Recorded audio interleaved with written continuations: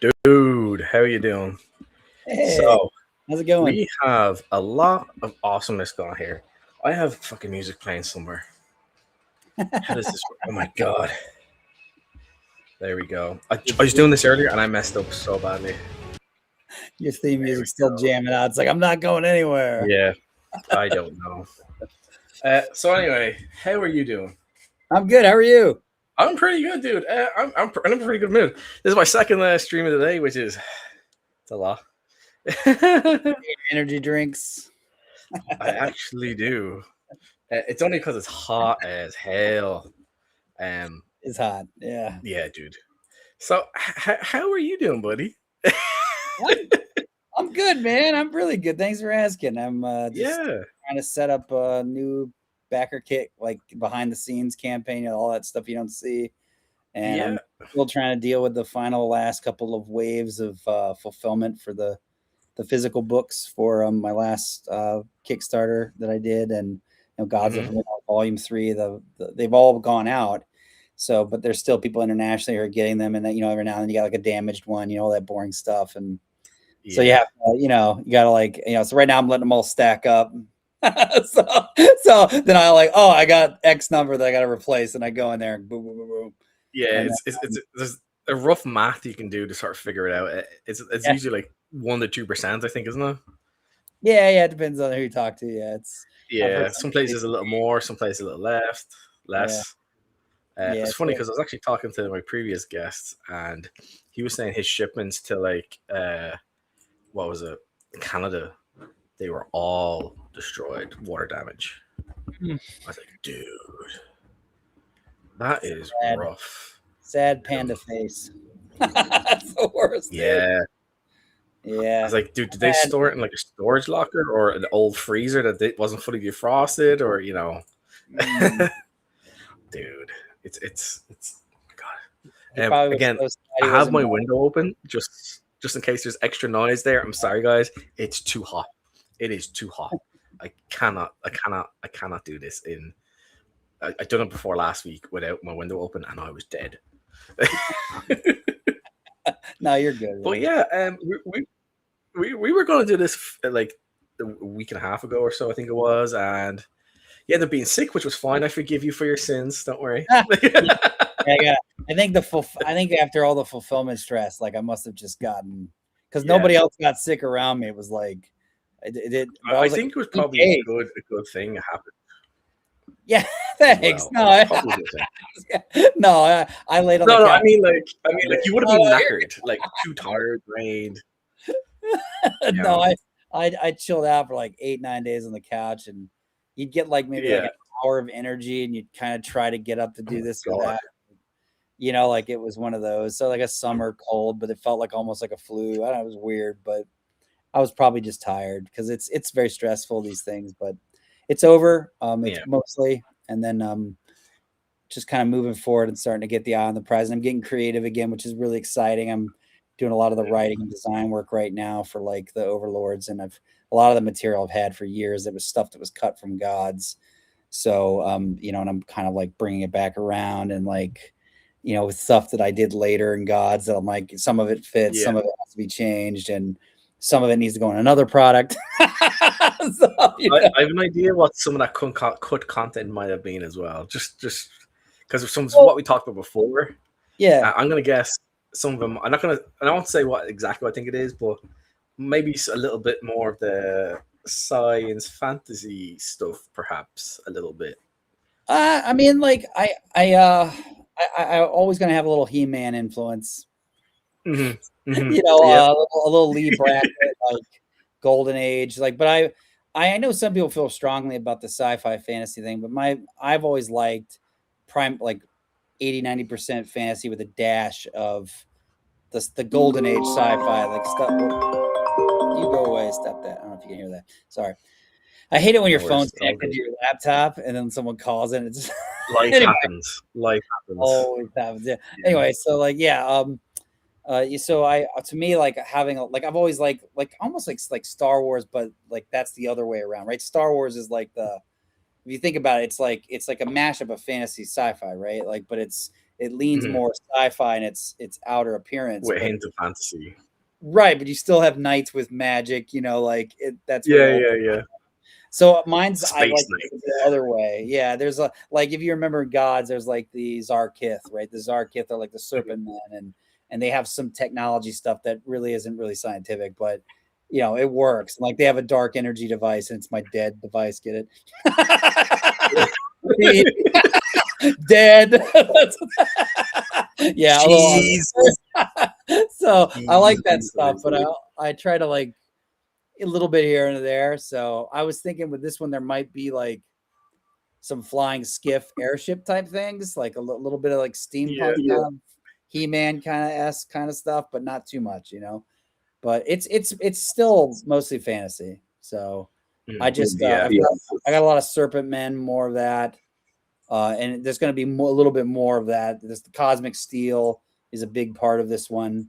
It was supposed to be gods, but it kind of just creatively didn't become. It just became an optional chapter, you know, and it turned out to not be. And it just happens, right? You kind of follow where the muse, if you will, takes you. But now it's going to be a much more central component of the next thing. So I'm building on the lore from Magis Terra, and I'm trying to just kind of widen it, expand it, and kind of go into other areas I never really got to, like more Imperial land type stuff, more cultures from that part of like other parts of the Empire, you know, things like that. So I think that's going to be like a calendar system and a little bit more cosmology, that kind of thing. Like I'm going to be introduced. My voice is coming through speaker.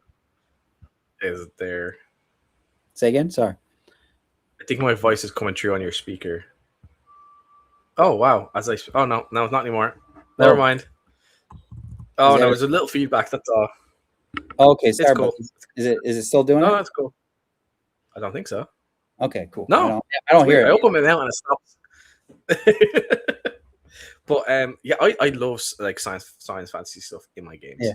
I think it's great. It's fun. It adds a little more mystery to the world. You're like, well, wait, what? There's like a laser going over here, or some weird technology thing. It's like, how? What? And then it makes, if you're not used to that, it like makes your mind wonder, like, what else out here could be like that?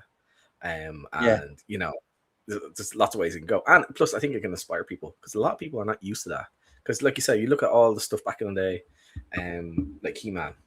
Come on, that is literally the definition of science fantasy. It's a ton of fantasy with a bunch of guys, robots, lasers, magic swords that turn you into Jack Superman, dude. Like a demon Skeletor head monster. He's like, ha, ha, ha, you'll never stop me, He-Man. You know, all this awesomeness.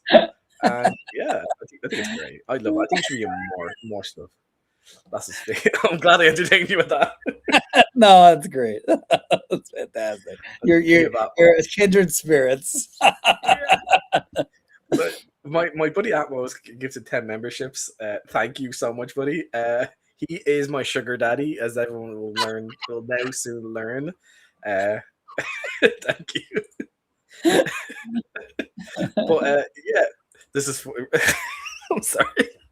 But yeah, we were talking beforehand about like some stuff we could cover and talk over. Like, obviously, you have the fulfillment of Volume 3 going out at the moment. A lot of people have it still, like for some other people, and you know, you obviously just say like, oh yeah, by the way, guys, here's this other project I'm working on, and people are like, wait, what the fuck? which is awesome. But if you want, we should start talking a little bit maybe about some of the cults in the Gods of Mid-North. And like, because I remember, like myself and Chubby, we had a 3-hour-long stream, and we mostly had to talk about gods, which was crazy. And like how there's so much depth to this world. It's kind of mind-boggling. You could go into almost any given hex in the world, and there could be like a session-long adventure within that hex. Sometimes there might be like, I think it's in Volume 2. You stumble upon this giant colossal in an underground, like on a pillar, and like how your players might interact with that could be vastly different from game to game. Some people might like, let's try and kill it. It's like, yeah, go on, try, boy. Let's see how that's gonna get you. You know, there's so much going on. So when we talk about like cults, for example, What was the main idea you had behind the main cult of the game? You're going to be found in the underground in the town for the cult of the Magoth, right? The cult of the Magoth. So the Magoth were sort of well, I've got a novelist background, so go figure. So I like to really flesh out some of these things. And to me, I've heard people for example, sometimes say oh, that you don't need that amount of depth. But I've had players come tell me that they played and they had to infiltrate the group, and they went through some of the stuff as players, and they were blown away by the depth of the cult, and they were like, "Whoa, these guys are bad!" And the inspiration for it was I read a criminologist report, an actual police report in North America, United States, on occult activity, and this is real stuff. This is police stuff. And I read through his essentially he had a equivalent of a PhD kind of study, and I read through a lot of the stuff the police had uncovered, investigated, and found, and they broke down the psychological the way that they recruit, and it's a fascinating read, this document. And I've had some personal stuff where I've seen this and that, and I basically thought that was really neat. And I was like, well, that's a good bad guy, right? And I grew up on Temple of Doom, the evil cult, ripping people's hearts out. So I said, well, I wanted to be realistic, it's something that could have happened, even if it's in a fantasy world, right? Obviously informed by the fantasy. So I took a couple different groups, and this skeleton that I found in other articles as well that I read in documents. And I built a realistic cult from the kind of pieces of all these real world groups and such, and that either existed or exist. And I pieced them together and kind of formed this sort of Uber mashup. That's kind of what they were. So you see the political arm, you see the sort of front facing sort of false organization that's truly a front from the real one. And I kind of built it on that, and I thought a lot of them have circles of degrees where the deeper you go, you get told that what you were told before, the truth or whatever that the secret of the cult has, or secrets, wasn't quite true, and that you're more worthy now. So it starts to build your pride up while building your acceptance, giving you a sense of acceptance, a community that that you start to exclude everyone else, and it becomes your everything. And so you're built up, but then they also start to destroy you as well. They in other ways, and you're trapped. Corruption and right, you're isolated. The deeper you go, you're isolated. You can't leave. It doesn't even seem like it's an option. And then eventually you're just, okay, I'm here for the ride, to see where this ride goes. As you read it, get deeper and deeper and deeper. And I took that idea, and that was how I began to construct. And I thought that's a really great bad guy system, because it's like an onion or a Russian doll, right? You find one, you think that's the bad guy. Nope, that's BS. Nope. And you also, if you have players that capture somebody, they can only tell you so much, right? You can't just read their mind and know everything, even if you can, right? They only know so much. It's all I'm gonna pronounce it wrong. That word I cannot say.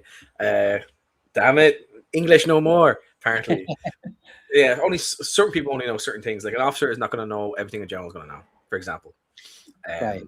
It's a conspiracy within the conspiracy of the cult. So right, one guy thinks he knows it all. The next guy knows more and more and more and more until you have the mastermind. If there even is a mastermind. And that can throw off whatever the players discover, because if they think this is true, and then they go in that direction, and they find out no, it isn't, and ha. It's a great villain. It's a great long-term villain, which is a long-term game. So I thought, what a great way to have some organization that could serve that function. And there's other villains, but that's a great villainous organization that can pop back up. So, and there's a great thing as well with that. So then, as a referee, you can decide how you want to play with that as well. Maybe one person who's in that organization is influence other groups in the world. You want to make it a bit more direct or up in front of the player's face to try and get their attention, maybe. And then they start following along, and then they get thrown off to one side. They get find a bunch of other mysteries, and you know, there's a lot of ways you can mess around with that and play with that. Sure. You know, and like how these people sort of interact with the natives as well. That's another thing. There's so many layers. Like you said, we talked about it before. You had some criticism by some people about being there's too much lore. There's no such thing as too much, especially in a world where you're trying to create a big, broad, deep. It's not only an adventure or a mega dungeon. It's a setting. It's a world. It's a fully inhabited uh, major section of a world as well. It's not like 20 hexes somewhere in a corner. It's like it's a basic continent you're messing around with. So you need to have that extra detail. And like, well, why do I need to know what happened 14,000 years ago or whatever? Because it's cool as fuck. That's all. Like your players may never find this out. Maybe they do because you know it's sort of related to the plot. You know, of the overall like mega dungeon and stuff like that. You know, you know, something burrowing his way through the universe or something. I don't know. Eating everything. But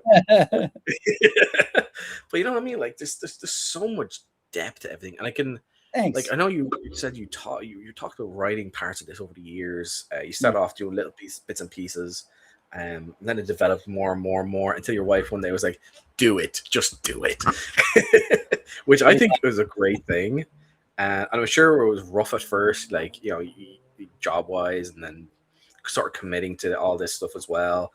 And dude, I don't know. Obviously, I can't tell from your own background like what's personally going on, but it seems like it's paying off and it's working because you have more coming down the line. I know you've also doing like 20,000 other things or have ideas in your head as well. And I hope that thing doesn't hit me in the head. It's floating around. I thought it was a person at first. I was like, is there someone back there? It's a ghost. It's a ghost. Maybe it's one of the cult members trying to kill me. You've heard too much. Gotta take it Yes, out. exactly. You also never know. But yeah, and you're like when you talk about the native peoples as well, have they've been sort of like subdued and some of them have been influenced, corrupted with you know all the cult stuff as well. Because some of them will, some of them do sort of like almost worship the cults as well in some parts of the world. So yeah, it's kind of like, okay, who can you trust? Who can you not trust as a player? And then your own interactions with all this, and then you know, because they've been completely like almost, I don't want to say lobotomized, but like just cut off from a lot of stuff as well. Like their own culture sites have been destroyed, or other stuff put in place on top of it. Yeah, I guess what I was trying to do is show like I was trying to show that like you know that every culture has its imperfections and has its good, its merits, and its imperfections. So like you know that the Haitian Empire, like you know, like they're flawed, but they did save them from the Skull God, right? And they do have certain kinds of advantages in terms of some of the way of their life, right? Like, and you know, the Enaruk are you know, like they're freed by them, and they have their own traditions, and there's some of them that are very noble and good, and there's some that are not, you know, and like, and I it's almost realistic. Right. No, and what was the name of the Longmire? One of my favorite shows I ever watched.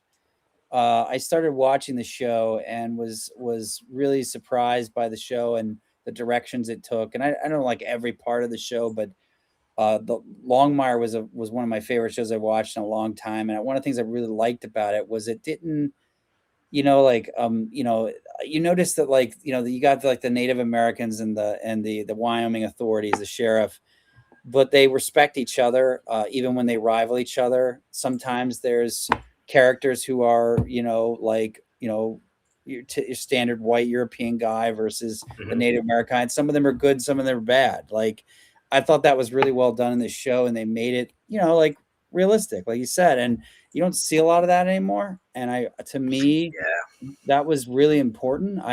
So I was actually inspired partly by Longmire because I really was moved by the show, and it was one of my favorite I'd watched in a long time, and I love Katie Sackhoff.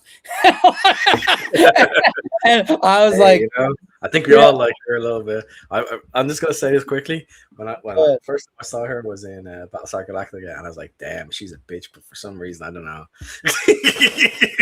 You know what I mean? what was that show? The Cylons.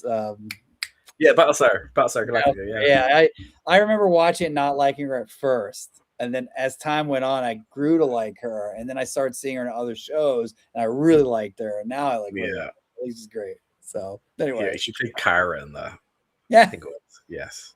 Like I said, like I said again quickly, she was like an absolute bitch, but for some reason, she was acting really great. That's what. yeah, she's very good. But yeah, sorry. Oh no, you're fine. Yeah, Um, yeah. So that's what I was trying to do with the Inaruk and the Hadeans. I didn't want to. I was inspired by a RPG project. Bring it back to that, like Arcana Evolved, Arcana Unearthed by Monty Cook. His main like conflict in his setting, if you go read those old books, was that there were dragons and giants, and basically the giants, like the dragons, left this land, and these bad guys showed up, kind of Skull God like. You see the parallel, and the giants like get an omen or a prophecy or whatever, and they're like, we must go west, and they come across the sea, and they find all these bad guys have been enslaved and are killing everyone. So they're like, oh, we gotta go chew Jalud and kill all these guys. So they kill everybody, and then the dragons come back and they're like, hey, thanks a lot, but this is our land, get out. And you're like, well, they have a point. It is their land, but they also left it, and like they abandoned it. Yeah. not like a clear black and white, like in terms of like who's the bad guy. And like even when you read his GM facing material, he's like, if you want the dragons to be the villain, if you want the giants to be the villain, if you want them to be just all neutral, if you want one of them to be a good guy, like. And I thought that was really cool. And so when I wrote Gods of the Forbidden North, I was thinking in those terms. There were times where I wanted white and black, good and evil, and I did those. Mm-hmm.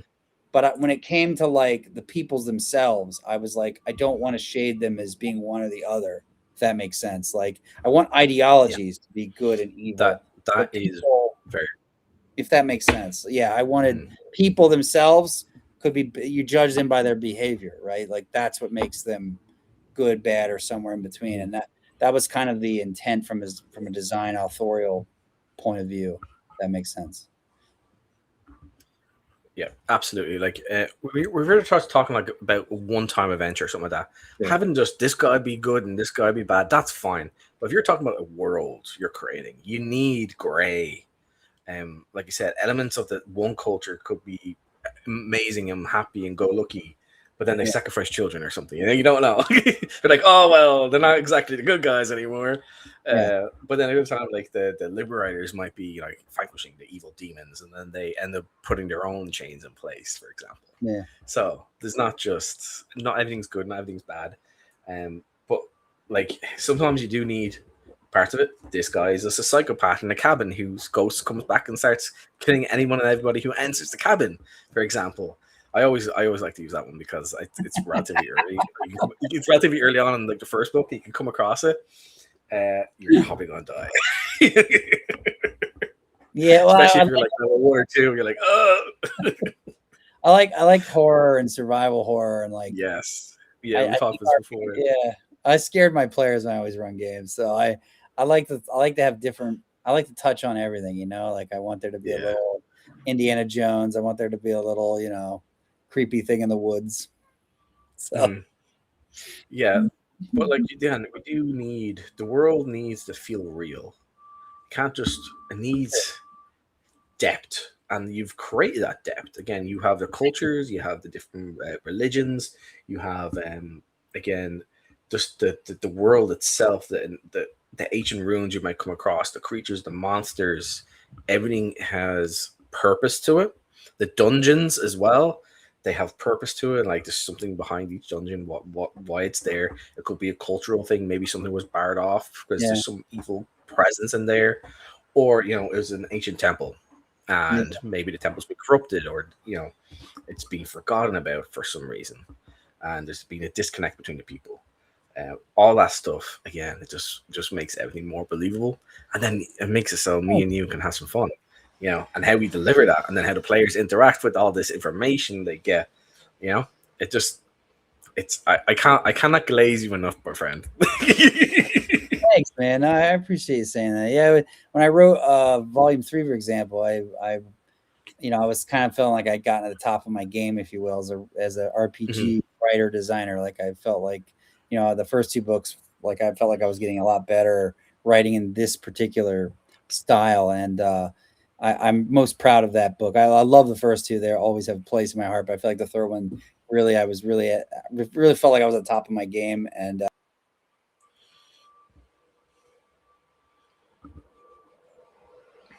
Uh-oh. I designed it twice, and I was inhabited by Balor, the Skull God, and his forces, or whoever he had. What was this room's purpose? Like, so I went through and designed the whole thing once. Go ahead. I was there for about 10 seconds. Oh, you lost me? I disconnected. No, you lost me.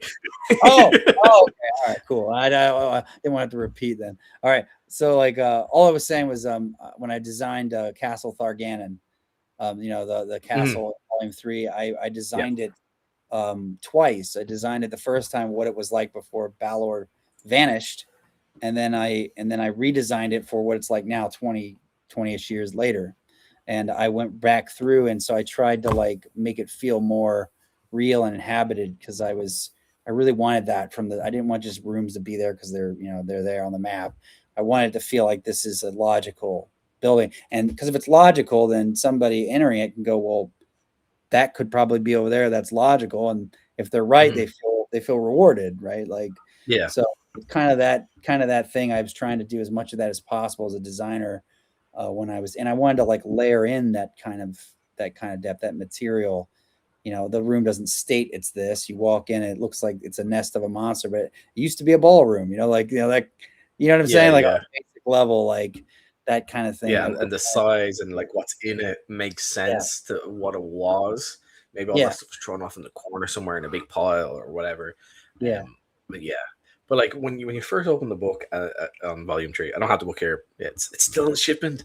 But when you open up the pages, like the PDF, and you see the exterior, like, holy fuck, it's huge. It is huge. Because I remember, because you're first talking about it before, like we've done this before the Kickstarter came out. Yeah. And you're like, how you're talking about the size of it. It was like, yeah, it's gonna be really big. And then just see the exterior walls alone. You're like, what? Yeah, this is gonna take forever. It's a great problem. I love this. I love mega dungeons. I know I say this all the time. Like, I just love mega dungeons. I think they're the greatest thing that's ever come out. It's my favorite. Yeah, I agree with you. Badass. I buy them. I buy them all. Every time I see one, I'm like, that one. I'll take it. I'll take 2. Yeah, one for display and one for table with the Dorito fingers.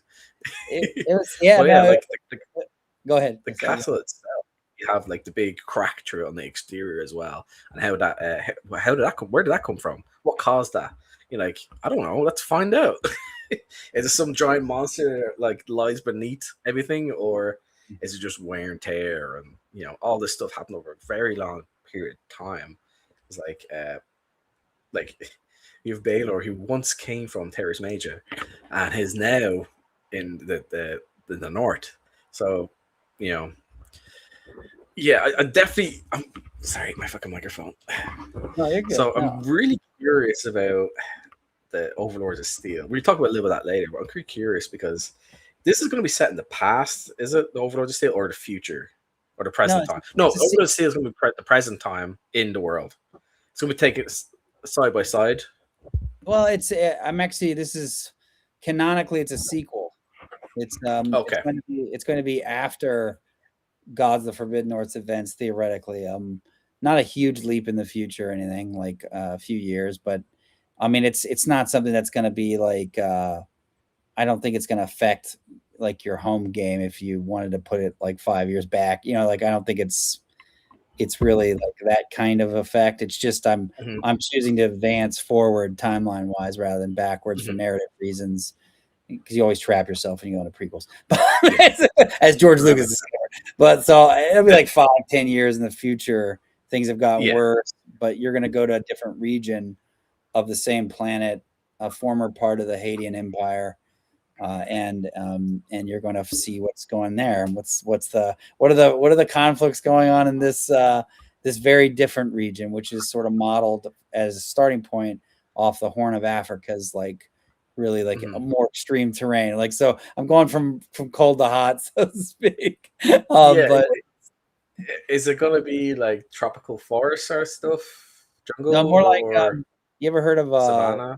I think it's called Dalal, Dallol. Like, there's these acid pools. You got to look it up. It's, you see the Oh pictures, you're wow. like, whoa, like salt flats and stuff like that, and like arid desert Okay. and mountains. But I'm also taking some like slightly different terrain. Like, this is the inspiration. I'm not actually just replicating the area, but I'm Hmm. taking those types of terrain and finding some other extreme terrain that could be theoretically adjacent to that stuff, and I'm kind of building this region off that. And I've got a world map all drawn up, and I've got the main sort of conflicts that are taking over the place, and I'm kind of diving down and starting to layer in the other information. And I don't think I'm going to have an underworld, not a true big one this time. Hmm. I'm going to have something else instead, though, which I don't want to say yet, but it's going to be cool.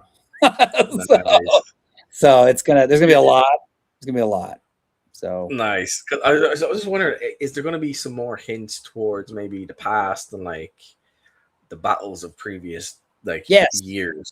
Yes, like the runes of stuff and more there's gonna hints towards maybe like Balor's, like how he's defeated. Because we know he was fought in these lands and he was pushed out after being humiliated and just trashed. it won't be Balor's backstory in this one, although that may appear in another one. Okay. In this Oh, one, okay. this one's gonna have more call. So Oh, okay, okay, yeah, okay, okay. I more see, I see, I call. see. More call is gonna be in this one, like the real more call. so, Okay, so okay. yeah. You got his tomb last time, but Dude, okay. I don't know if you read Cyclopean City, but Deep in Cyclopean City makes an appearance in the third volume, and he pulls a Predator 2 walk off. Like, you'll read it, you'll know what I'm talking about. Because I love Predator 2. I'm actually just looking over the backer kit page, and yeah, dude, another Mega Dungeon. Yeah, Yeah. yeah. Dude, again, Eggs is in Mordak. you are singing my song. I am in the choir, getting ready to. Ah, that's what I'm all about. It's cool. But I'm doing a lot of yeah. I just experimentation. wasn't sure what the setup was going to be for it. I just want to make sure. No, you're good. So now I I'm know. I'm doing a lot of experimentation with this one. Like, I obviously, like, I learned a lot from the first three books. So one of the things I'm trying to do is trying to pack as much material as all three in one book. Yeah. And I'm particularly paying attention to presentation styles. Like, I'm not going like minimalist or anything, but I don't it's not for me. It's just not my style. I Yeah. like it with other authors. It's not my style. I think I have ways to be able to pack a lot more information, paying more attention out of like document design, where I don't lose anything, but it's all still Mhm. there. And I can still use, like, full sentences like I like to use. And I think this is going to be a really great product, and it's going to be a single book, 400 pages right now, roughly. I'm taking a lot of cool ideas. I want the bad guy to be present from the very beginning in a way that is believable and feels like a growing thread. So I play a lot of video games in my spare time, and I played a lot of like Bowser's Fury with my son, and I really like the idea that Bowser appears right away in that game. If you ever played Bowser's Fury, it's such a fun game if you like platformers.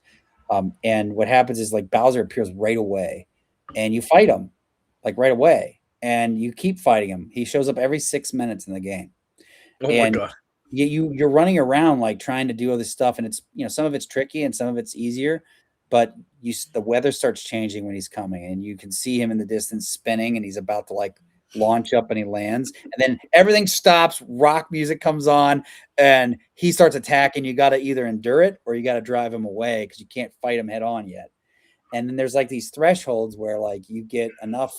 There's a lot of cat theme in the game. Like, Mhm. you get these cat shines, and the cat shine will drive them away. But if you get enough of them, you can actually get this bell where you touch the bell and you grow to his size, because he's like Godzilla, he's huge, Yeah. and you grow to his size, and you're like a giant cat Mario, and you fight him like kaiju, and you fight him like multiple times while playing the game. You know what I mean? Like, but then the ultimate form of Bowser is like if you get all 100 cat shines in the game and you unlock everything, he appears, and then you fight him for real, right? So that's the idea behind the main, the at least the really visible main enemy of this mega dungeon, Exizid Mordax. And basically it's a giant dragon with multiple heads. Obviously a video game's mechanics doesn't always translate well into RPG games, right? Because they're a different medium and different style.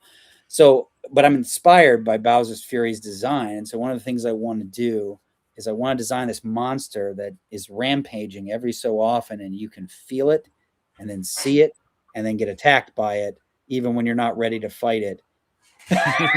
At low level, if you understand what I'm saying. All I know is you're saying is that it's like run. And nobody like knows what it is, why it's there. Yeah. It's a mystery of the setting. It's true mystery. Yeah, it's not like we know who this character was or what the thing is, but we don't understand why it's not here anymore. Yeah, this thing is here. We don't know why, and now it's just causing absolute chaos and destruction.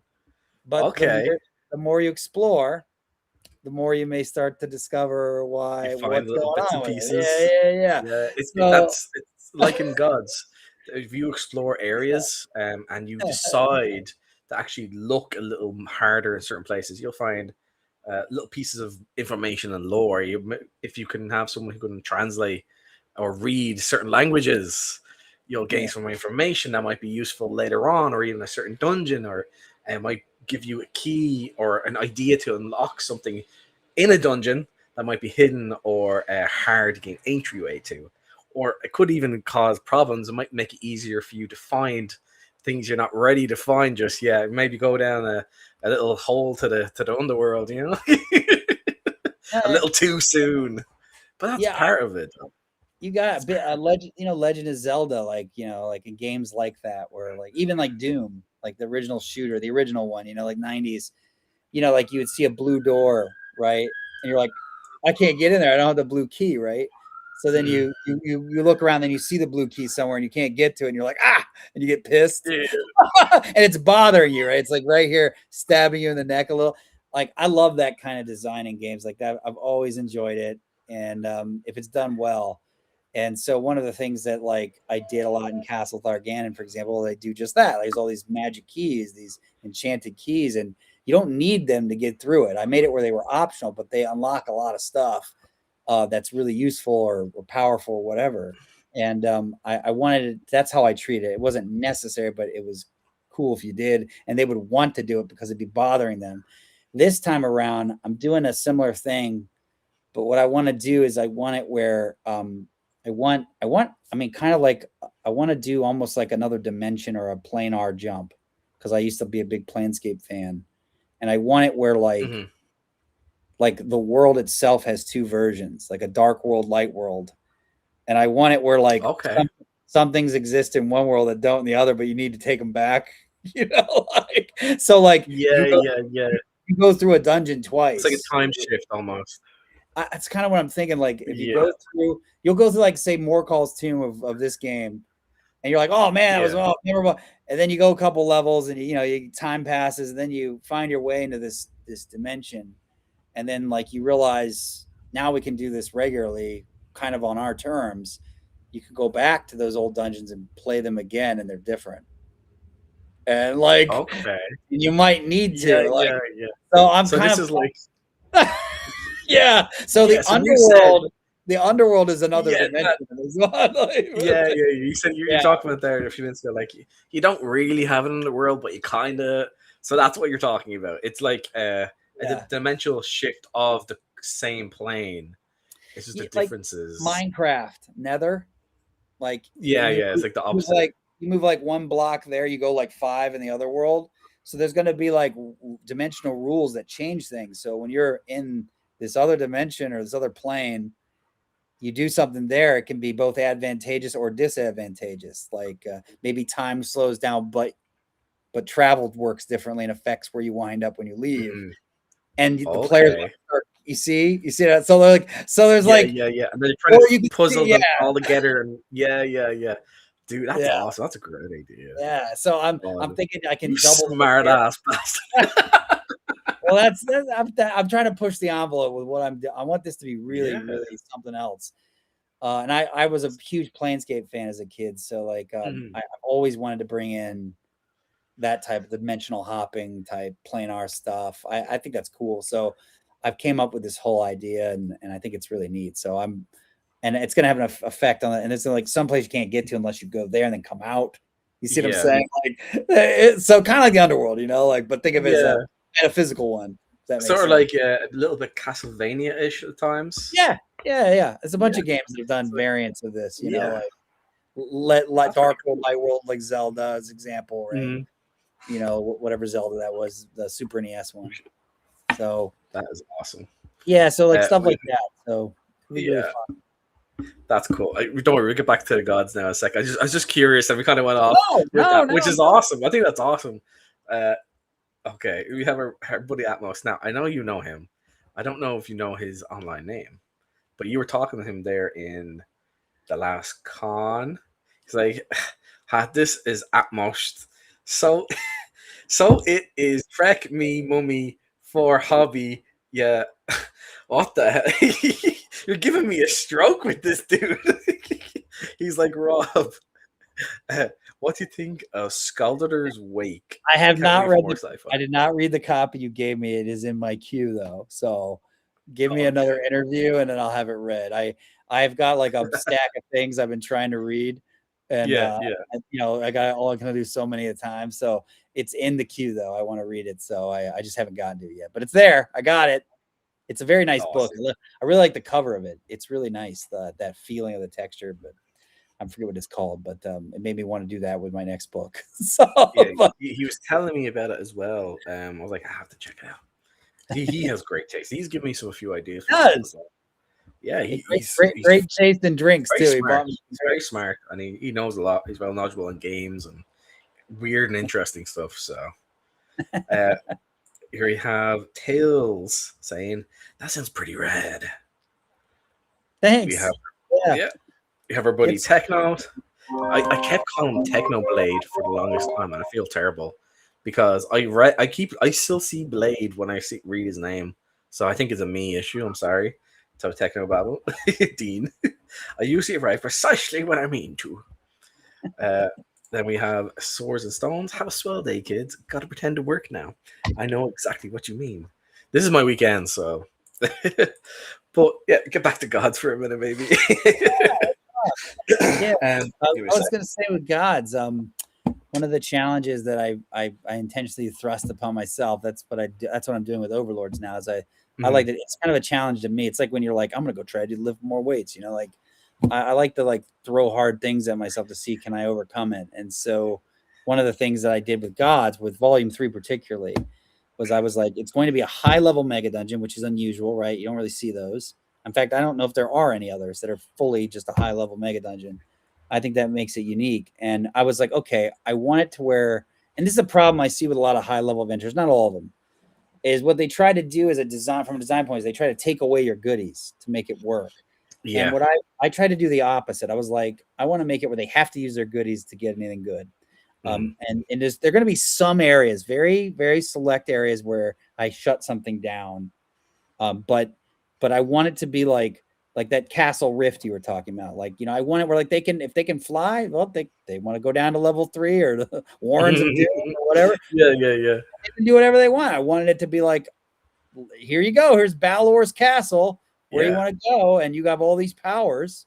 How do you want to navigate it? And I wanted to reward that behavior, and I wanted to make it possible. So a lot of people like who will tell me like, oh, I don't know if I'll ever get to Volume 3. I'm like, well, why don't you roll up some 9th level characters and start there, baby? Yeah, I've done that a few times with some friends. Like, oh no, this adventure is X level for X level, and you're like, okay, cool. Why don't we just play it and start off halfway through, basically at the big bad's entrance, and play it? Like, yeah, It's basically do it as if it was like a con game sort of thing. Just go in there and do it, and you could just start your campaign from there if you wanted to as well.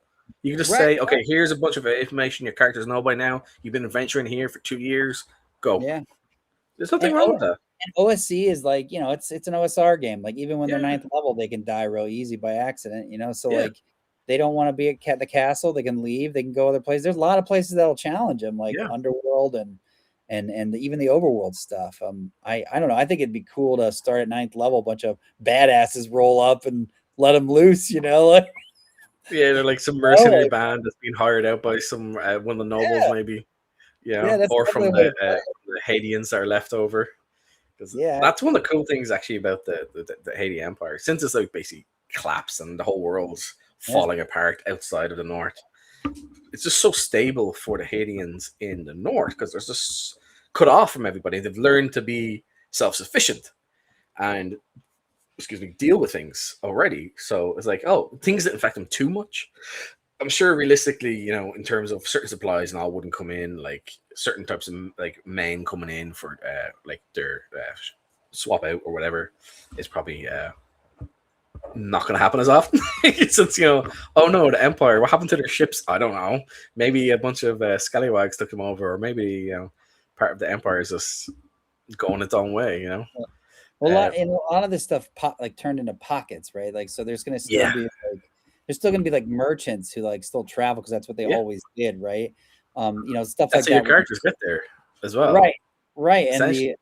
And one of the things I did was I made it where there was almost civil war, right? With like Skullberg kind of like does break away, but there's uneasy tensions there, and I left it like that because I wanted to still be roughly peaceful because everything else was pretty hard. So I was like, all right, I've been hard enough. Let me give it at least a little bit of stability. But I was like, I want it where a DM who wants to go in that direction could have Skullberg and Vulcan Guard light up. They could be fighting, and then the Enaruk, led by Panook, is like, now's our chance. So like it's kind of left open because like I was actually a chapter on a war. I was gonna have one and I couldn't fit it in. I was like, I gotta take it out, but I was gonna offer the skeleton of like a war campaign with the Enaruk and like, what if the Shard came out? What if like the Undead Legion wakes up? Because there is one down there. And I was like, that, like, what are all the, I was going to have this sort of loose framework, like where a DM could play with it. Maybe I should still publish it, but I was going to say, dude, that sounds like an adventure module idea. So I never got to do it. I had to cut it because it got too, it's just too much. Well, but, that's the cool thing is you've created a setting. So it is a mega dungeon, but it is a massive setting. So you can also add things to the setting. There's nothing stopping it except for like time and like what you want to work on at the current moment. Of course, that's the thing, obviously. But like in my own game, that my solo play, which I'm actually going to start recording tomorrow. Funny enough, like I had entropy zombies. My guys basically all got killed. My character ran away.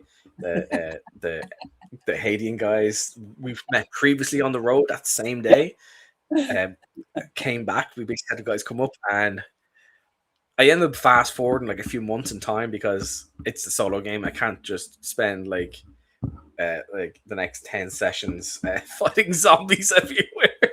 So basically what ended up happening is I kind of if I was playing with a group, I would absolutely say, you're doing this until it's sorted.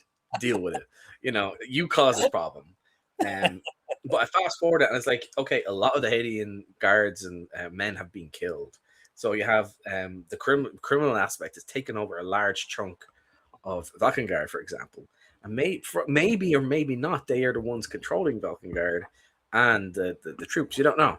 So there's something you can play with that as well. So I nearly caused a zombie apocalypse, dude. Because like I determined, okay, how I have they figured out there's like 3 locations where the next sort of like clue was going to be for the adventure. I was like, okay, cool. And how do I determine what it is without me directly having an impact saying, well, let's go here. Here's safe. I know this is the right answer. I was like, okay, we're going to roll a dice and the party determine this together.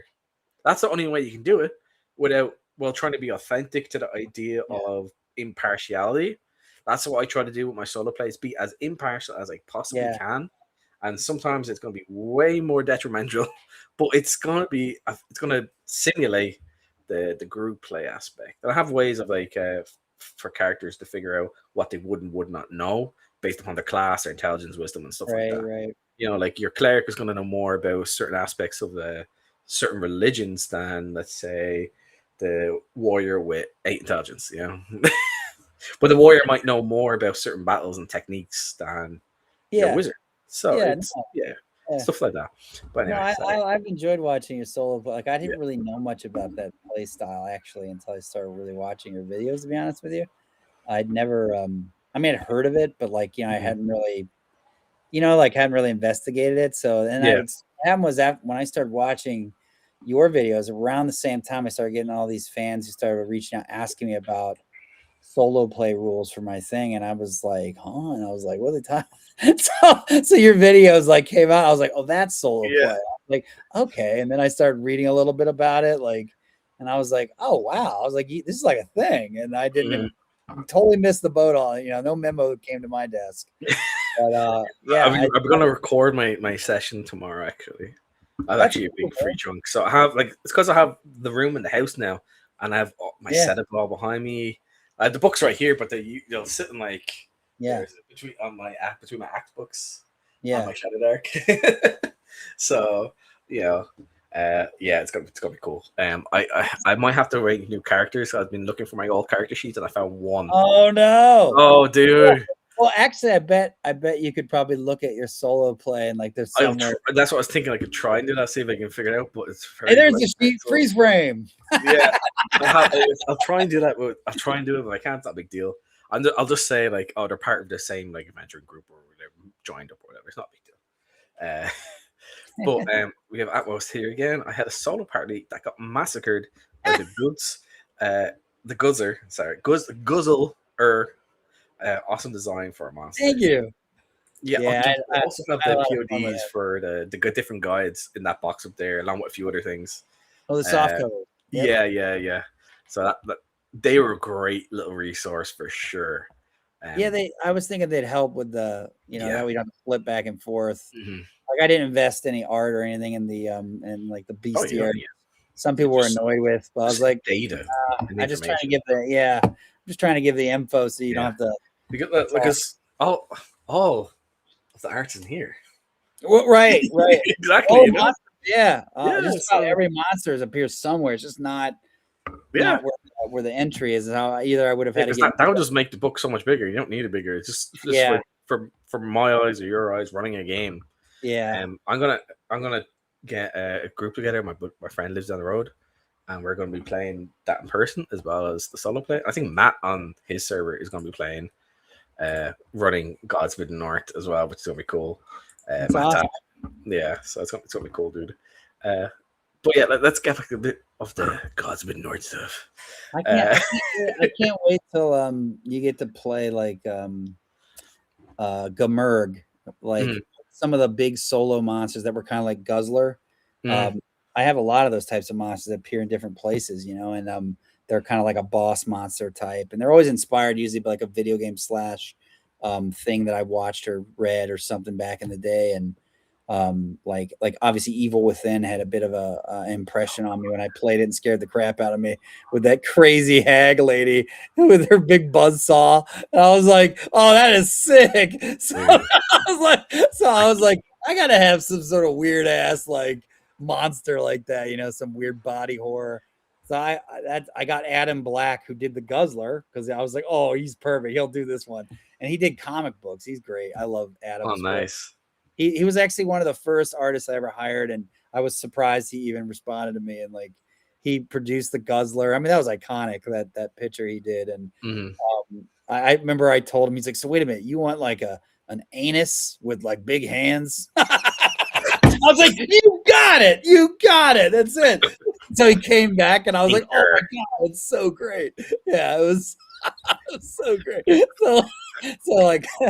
So he did Gamurg, and he was going to do more, but he got busy. But I was so happy when I saw Gamurg, and I was like, that's my girl. Atmo said here, more monsters need to explode on death. Dude, he just wants to see players defeat them and then get killed by the explosion. He's all this shit. I like Gamurg because she's got this really this creepy Oh my mechanic. God. I don't know if you gotten to read it deeply, but basically what she does is she goes for a male PC, and she basically can like touch you and teleport you, and you appear up in her tower, in her bedroom, in her bed, and you're held like paralyzed held person kind of thing, and you're laying there like ready for her. And immediately when it works, she stops what she's doing and turns around and runs towards him and leaves the fight. That's And so hilarious. all the guys are sitting there like, where'd Joe go? You know, Joe the fighter. And then like, where's she going? And they're like, wait a minute. Right. And then he's sitting there and he's trying, you have like every round you can try to make a really like a save to escape, but it's really low.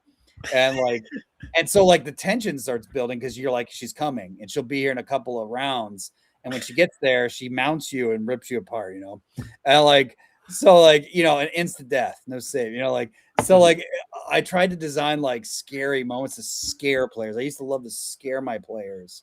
Like not like slamming my hands down, jumping up necessarily, but you could do things to players that would really creep them out when I DM, and like it's not that hard. And so I was using every trick I could when I was designing gods and a lot of these monsters. And I was thinking, what would scare my players? Scare them, not the character, them. And that's how I designed a lot. It was always like the impact. I want it to be memorable. I want the player to go, oh my God, I'm never gonna forget that. Like that's how I designed things. Was, can I make this an impression?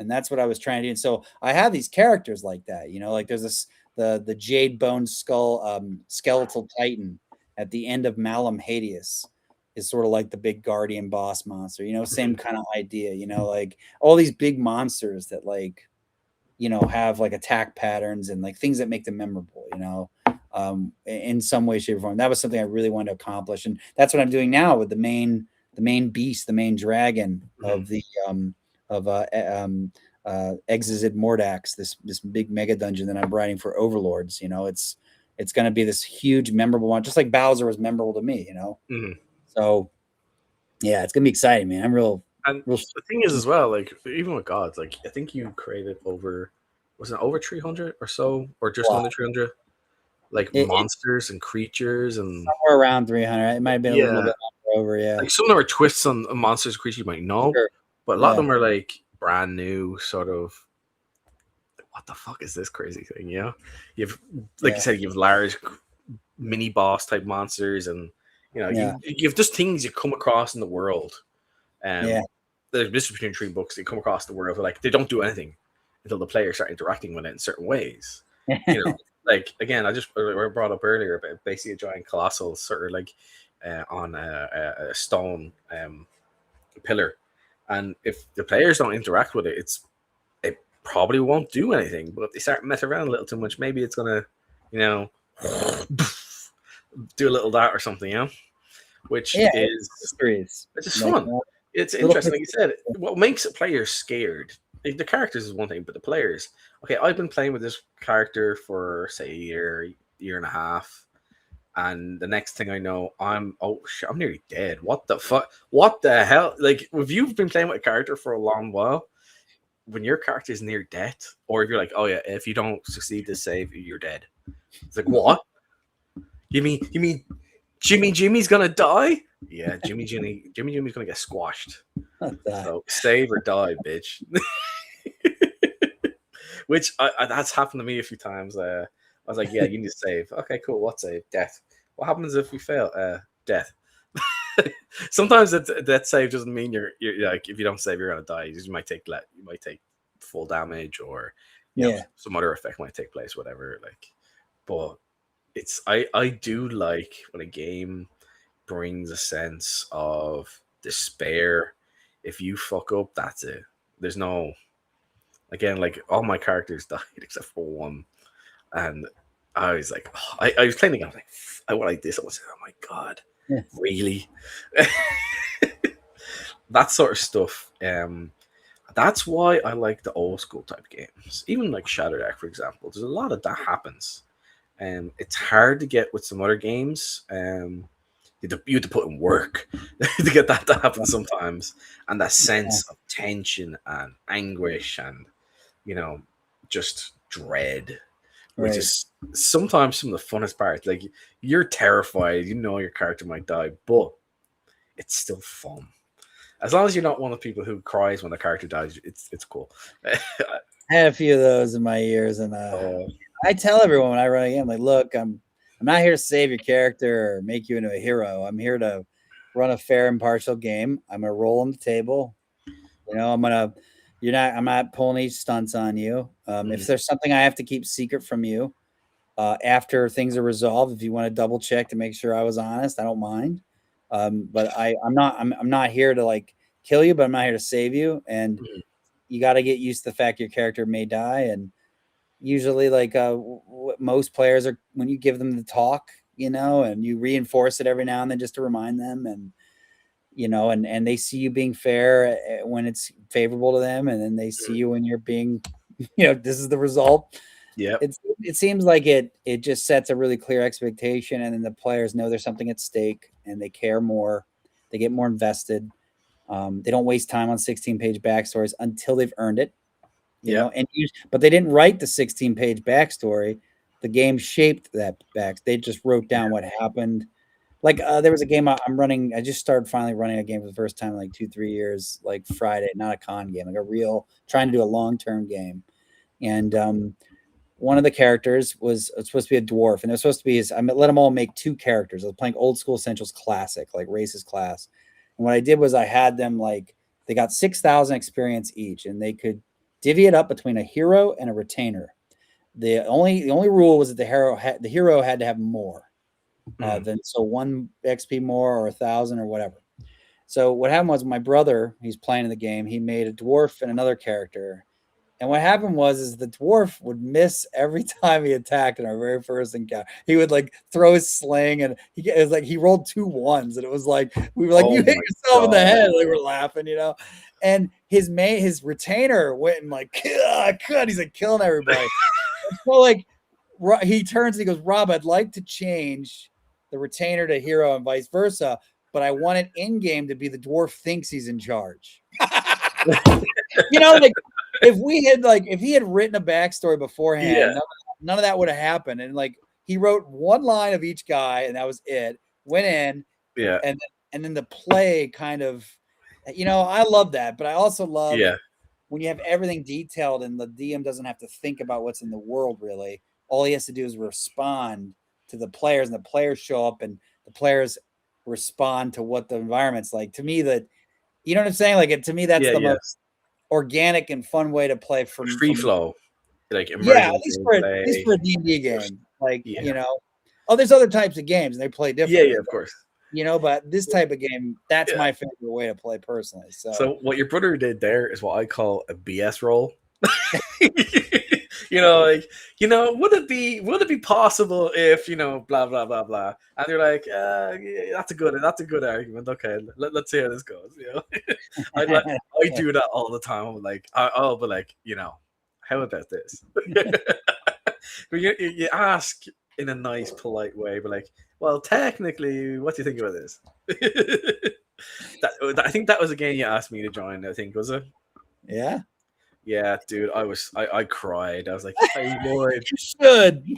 I'm literally when that game starts, I just got on my coach to go to work. Yeah, no, I know. Like, I asked a lot of people that, like, I knew, most of my figure were gonna say no because they worked or whatever. But there were a couple that stood up and said, "Screw work, we're quitting and we're playing this."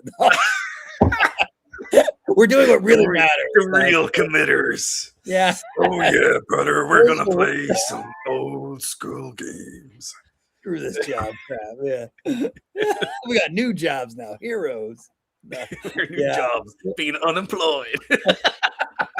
We have so much gold though. Look how much we got. Yeah. Like, it's not gonna. This wife would be like, "So how's the bills?" I was like, "What's bills? I have 1 million gold." We have that both here again. The guzzler fudging exploded.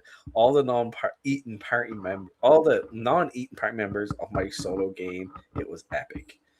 BS roles are GM's friend. Work is overrated, of Yep. course. Uh, what was I gonna say? So when you were doing like the Underdark, actually, Yeah. was there any? Did you have an idea like of how you want everything to go, like the actual flow of the Mhm. of the dungeon, the Underdark, or was it kind of like, I have an idea where I kind of want rooms or big areas to be based upon the entry points, so maybe someone near or even underneath some towns or cities or whatever. I have both the maps there actually, but how did that kind of come to be? Because that is one thing which can be difficult, like especially if so many entry points. That's the other thing, and you can stumble across these by accident, which is, I think, it's Yeah. hilarious. And some of them need keys, and other ones are a bit more open or whatever. But how did that really come to be? Because that's a Well, big thing. yeah, no, that's a great question. So, like, of the designer, this is a design question. Like, I basically, what you start thinking about, like, you sort of did predictive analysis. Like, you start thinking, well, what would the players most likely do? And players always throw that out the window. But like, you're like, what would the average party that kind of just follows the carrot, like a Mhm. mule, what would they probably do? And so you kind of start to first you plot things out that way, and then you start to say, okay, if I had my brother in the party, what would they do? you know Yeah, that guy who always disrupts everything. Like who that guy. If he's in the party, what would they have done instead? And you start thinking like, what are the other possibilities? And so, what I did when I was writing All of Gods, the Over and Underworld, was I was thinking of the sheep and the stubborn ass that's gonna go run off and do it and ruin everything or just do something crazy, right? Or just because he has ADHD, like That's the excuse for everything, isn't I it? made ADHD. Yeah, no, right. And everyone's like, oh, okay, damn it. Like, but basically, yeah, that's so when I got to the underworld, I was like, okay, well, assuming the party comes in on the likely areas, like if they follow per se the main quest, if they just oh we'll be good little heroes and follow the quest, right? I was yeah, it's all I love that. That's a great map, isn't it? Yeah, it's very Um, sexy. you should have seen the first version was like pretty cool that I made. I was like, yeah, I'm getting better with Worldographer. And I was like, hey Glenn, can you redo this? And when he came back, I was almost like crying. I was like, oh my god, that's so much better. But anyway, Glenn Seal did all that. Yeah. But anyway, my wilderness map was horrible. It's so bad.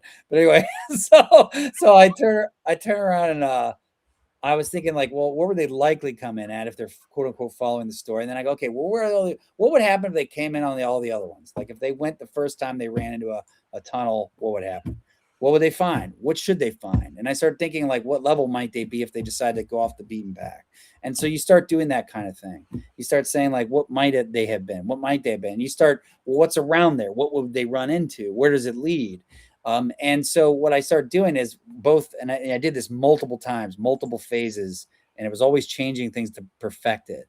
When I first started, I said, here are all these places that definitely connect, and here are all the things I want. And I think roughly where I'm going to put them. And then how should I connect them? Because I didn't want it to be like, let's go down West Street and turn right on North Street and go there. I wanted to be Yeah, like, oh, we're trying to go. Like, I wanted where players try to metagame and they go, we're going to go northwest, and that takes them in a totally different direction. Like, I wanted that. That's the disadvantage of the underworld. The Malgorgia, you avoid the winter. You can travel in the winter. That's the advantage. But the disadvantage is you lose line of sight, and you don't know where you're going. And so unless you have a map or you've done your research or you've, get a guide or whatever, you might be in trouble, right? And that's the disadvantage, one of them. So I wanted it to be like every decision they make has a positive and a negative. And I wanted to make it where, yeah, you normally could just go that way, but you can't anymore. You think it's that way if you've got a dwarf. You can sense that that's northwest or whatever, but that's not where the tunnel's going where you thought it was. Where's it going instead? And what level would they have been if they probably came down here when they first found it?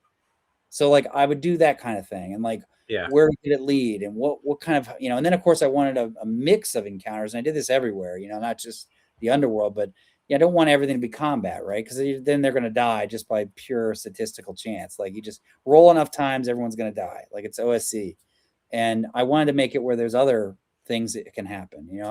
characters you could meet who may kill you or may not, or whatever, you know. Or hazards and environmental stuff. Yeah, That's a big yeah. one as well. And a lot of mysteries, you know, to build up the lore. Like, you know, you got the gates to the underworld, so to speak. You can, you know, the big skull gods. It's actually his lower kingdom. That's what it is. You know, in the height of his power, he built an upper and lower kingdom, and now it's been 20 years abandoned. And so you got some areas where the undead are still working because they never got any new orders. You know? And then there's some places where like the intelligent undead are like, all right, wait a minute, we've waited long enough. And other places where they didn't. They're like, he'll be back any day now. I'm not getting killed. Yeah. And like, so like, you know, I'm not pissing that guy off. I was trying to like, you know, and I also wanted to provide, what if the players don't like, you know, like say, quote unquote, the main quest, or that doesn't sound interesting to me today. You know, the players do that all the time.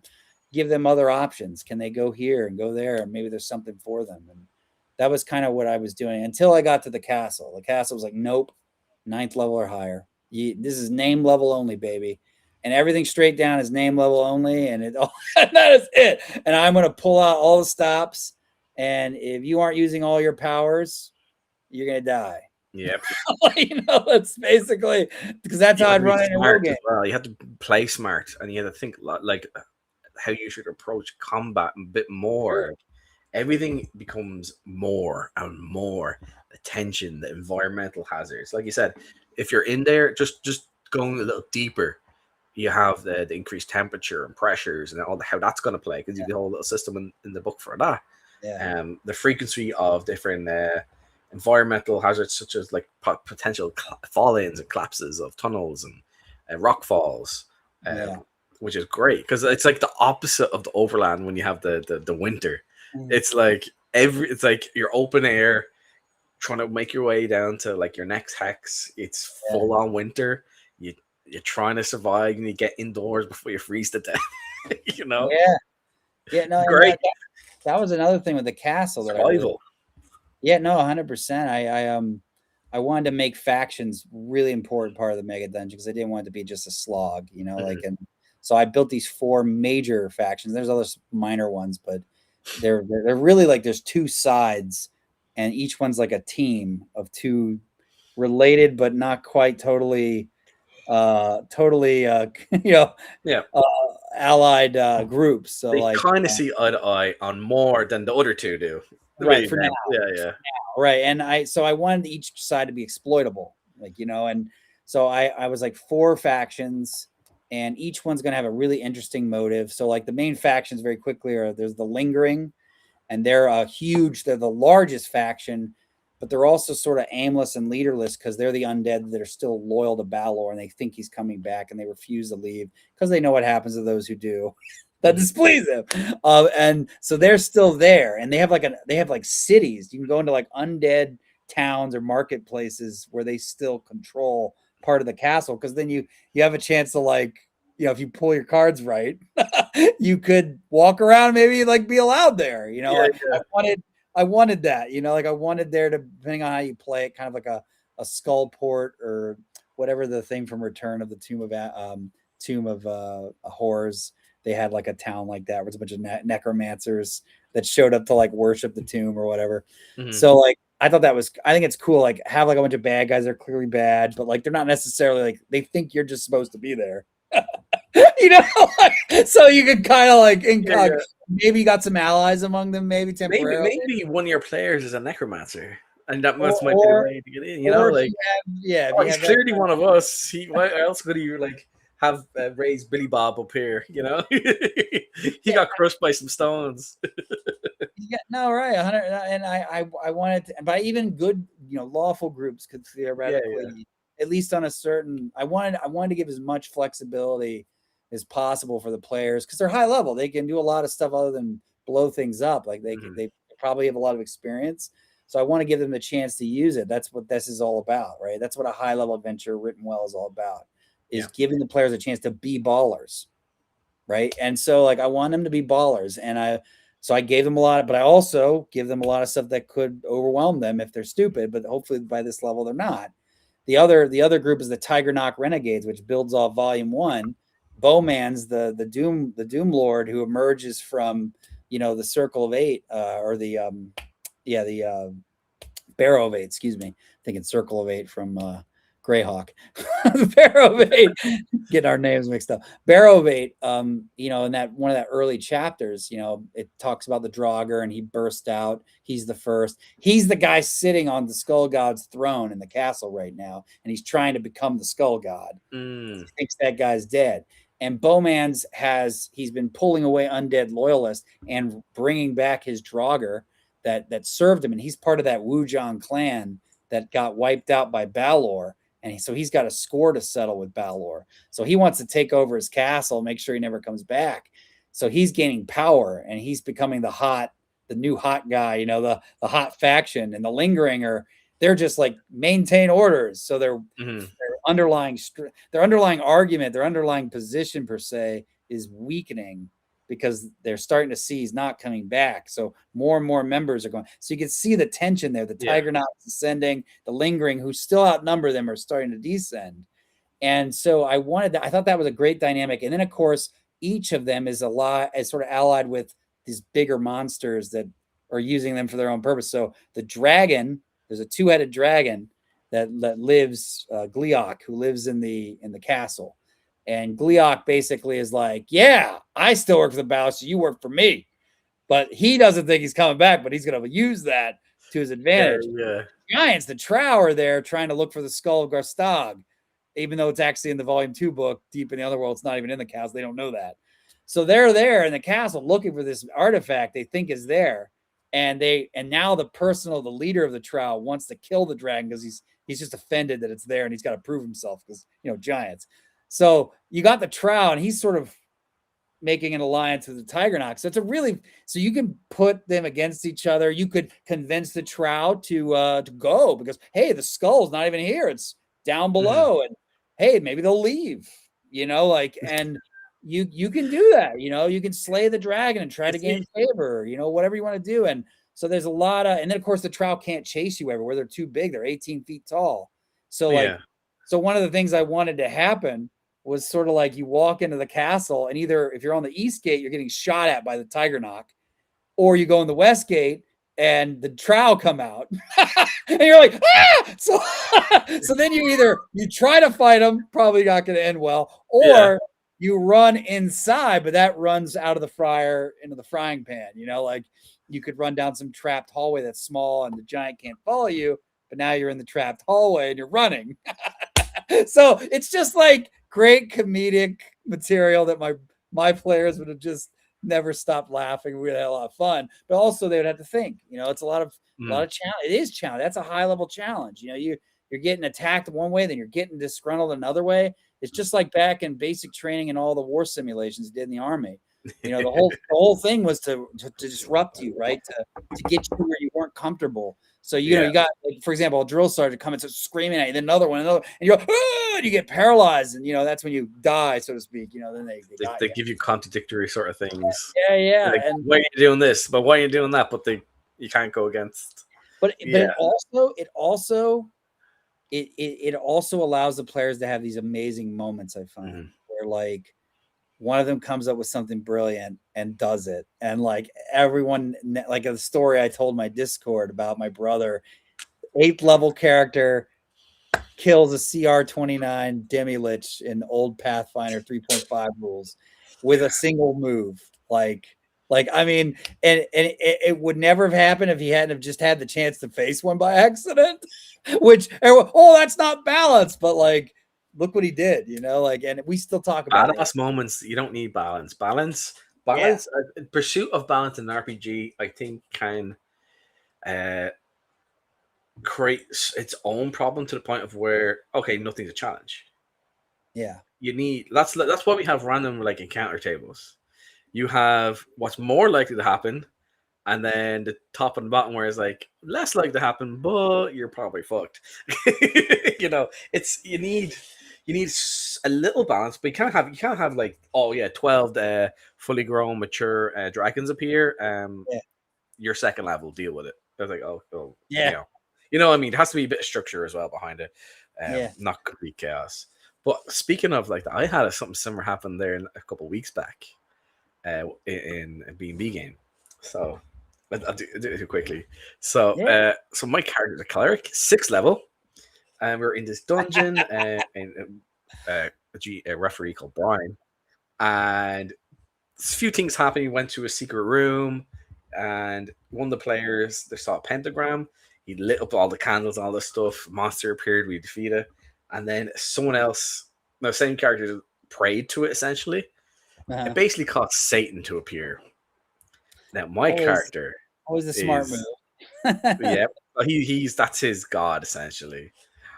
My character is the exact opposite. He's literally just basically Catholic. Let's put it that way. And I challenged Satan that he could not defeat me, a mere mortal, with a single blow. He hit me. He did not.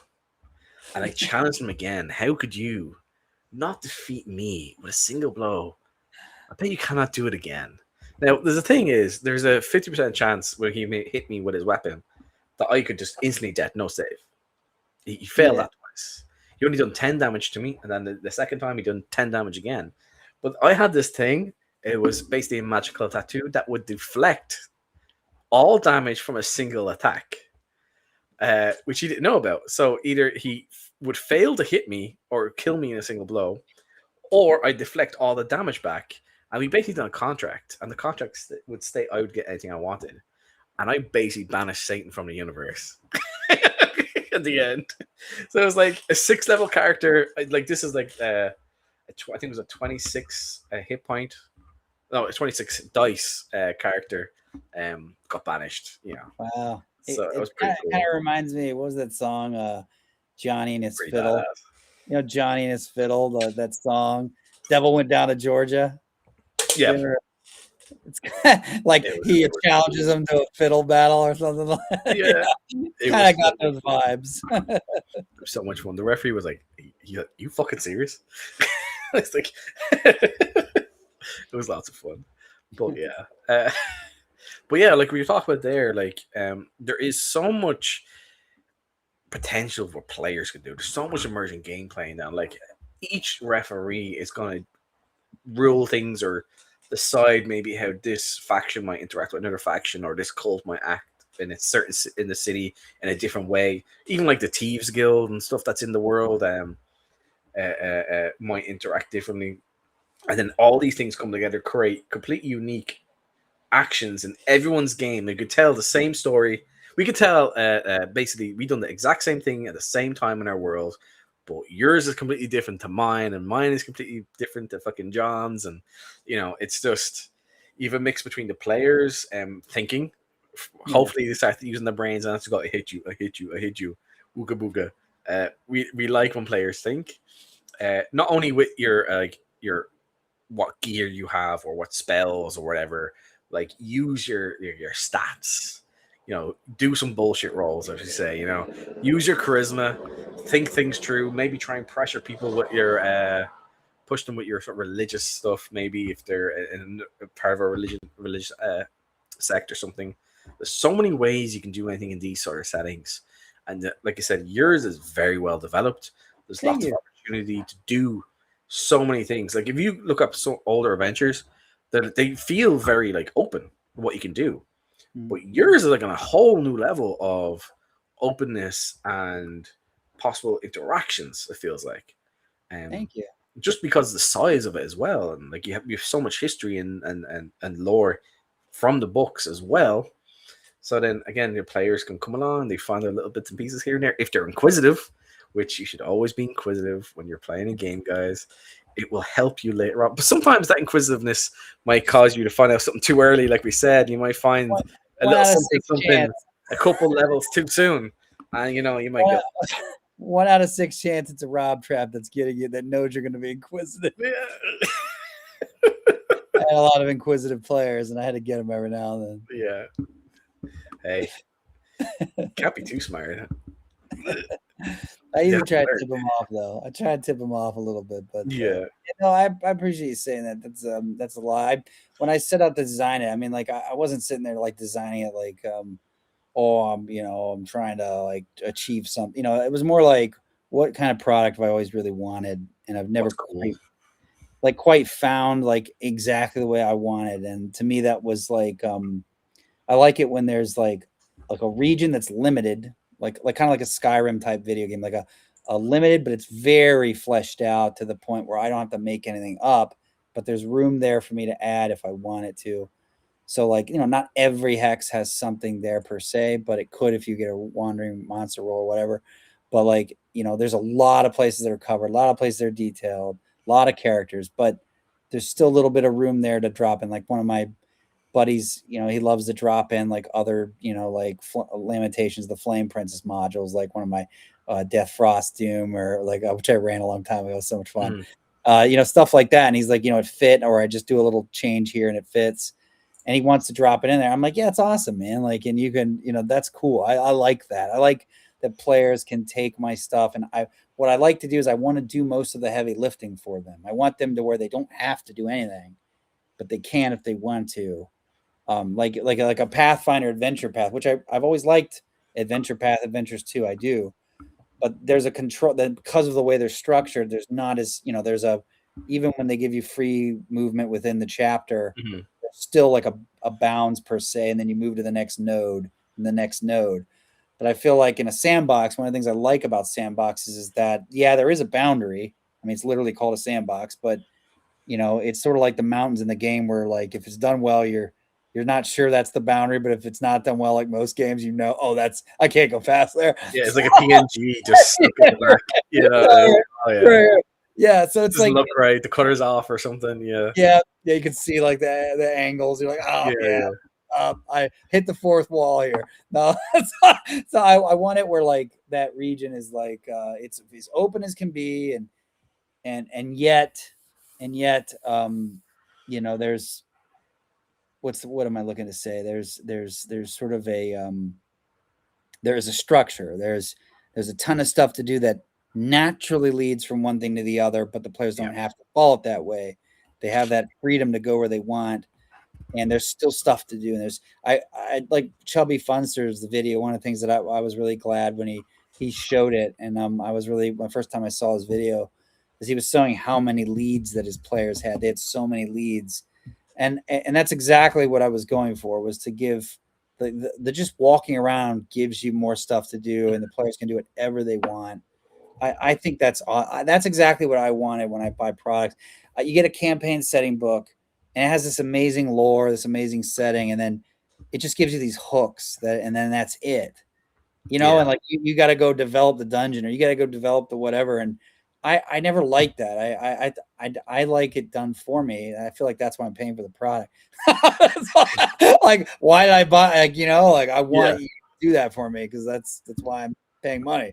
So I felt like that's what I was trying to do. I was trying to give my backers, my customers, any fans, all that information, everything they wanted, even if it made the books huge, even if it made turn the project from 1 to 3 books. I wanted to give it everything they could have so they could do whatever they wanted, and it was done for them. And I think I achieved that with that product. That was what I set out to do with Gods of the Forbidden North, and I did that. And on top of all that, my other goal was to have a narrative arc, like even though it's a sandbox, which is not something you usually hear about. Usually you hear people going on and on about story and plot and everything, but I disagree with them. I think you could have both. There's just a way you do it.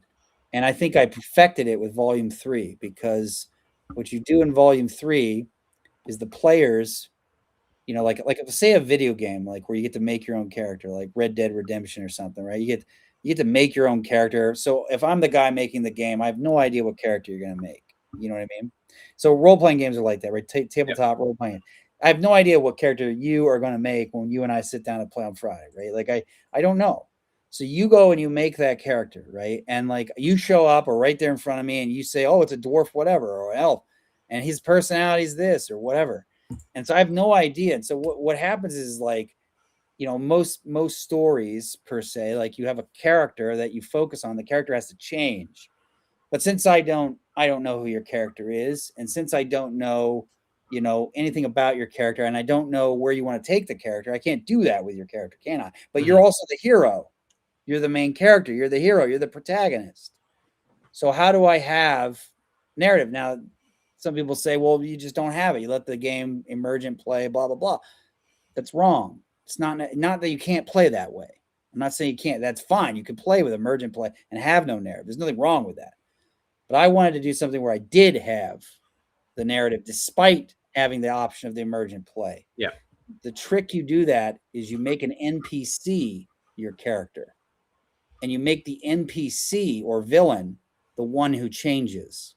And you make it where the players discover and see over time that change in the villain or NPC. So the NPC could be the person who hires you, or it could be Balor, the skull god. So I did it. I have a sandbox with emergent play that also has a narrative arc in the major villain.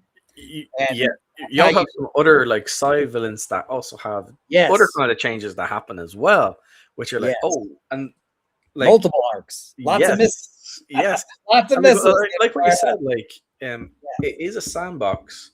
It is an adventure. Like even the beginning of the book, of all the books, you talk about adventure paths.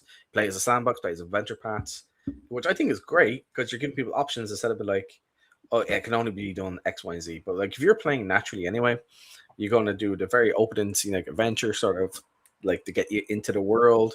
You're going to get attacked by like the stabby thieves, and then you'll get a few hooks about some information. Get 2 or 3 things here, another 2 or 3 things here, and then with the next thing you notice, you'll have 3 or 5 different leads out in the world in different directions of where you could go, and they're all going to lead to interesting stuff. That's all going to have some sort of narrative influence in the world. You're going to gain something.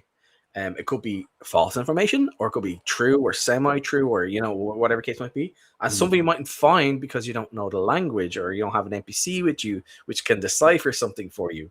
Little things like this that adds to the world, and then plus then your players interacting with it naturally as well. It's going to change how things come across. Maybe they want to investigate something that came across previously a little more because they thought it was cool and interesting. Like we talked about this before in previous videos, where we got almost, there's a huge amount of hexes where there's interesting stuff in there.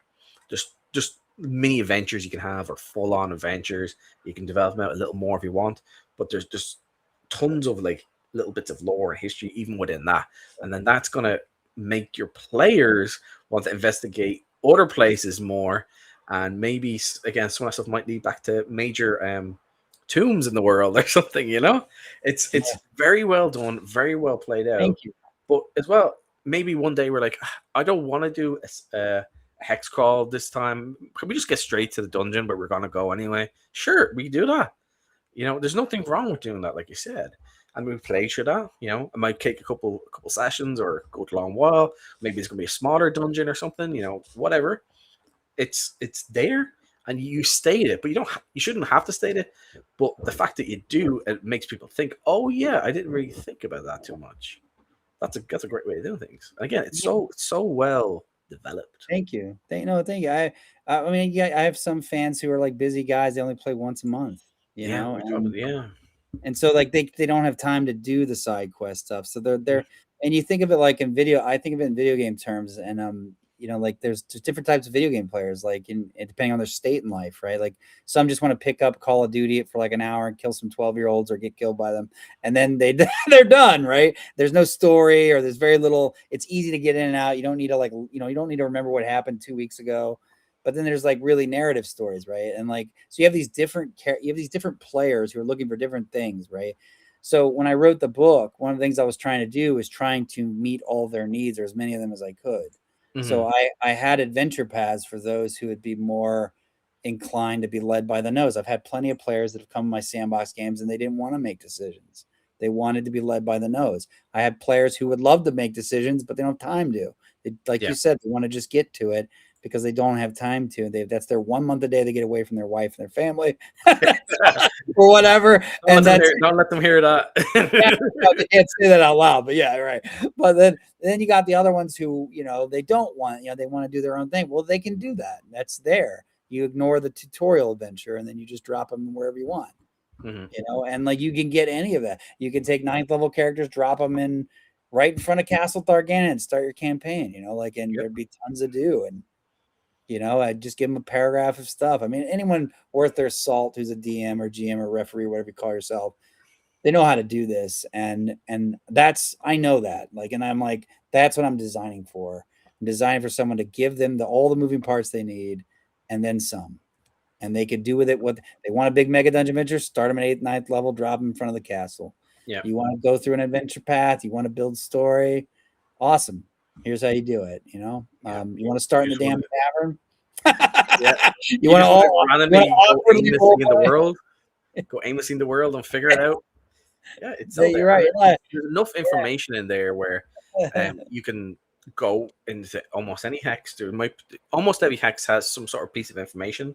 It could be like a simple signpost that might indicate something. It could be, like you said, a full-on adventure that could take place depending on the player's actions, or just interesting information about the world, the locations, the peoples. Then you have like random events that happen, and plus the players' own decisions. If they go murder hobo or whatever, you know, and then okay, well the guards have to deal with that, you know, and other stuff. So it's not just black and white. It's a whole rainbow of loveliness and possibilities. Yeah, you just want lots of hooks, but this is it. The hooks can lead somewhere tangible, gameable. Yes, it's not just a random hook. Because there's a lot of products that have great hooks and stuff, you Yeah. know, but like they'll only have like one dungeon sketched out or whatever. And like, you know, and that's just it. Like, that's great, but I have to not only do I have to read all, like, think about settings. Like, I've nothing against Forgotten Realms, but think about like for a Forgotten Realms book. You read Forgotten Realms, right? It's really awesome, cool. It's got so much depth to it, right?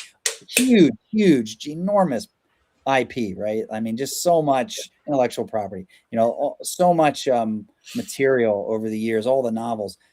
But like you pick it up and you're like, you know, most of the products are written where they don't have any actual adventures or just this one intro adventure in the back that's real short.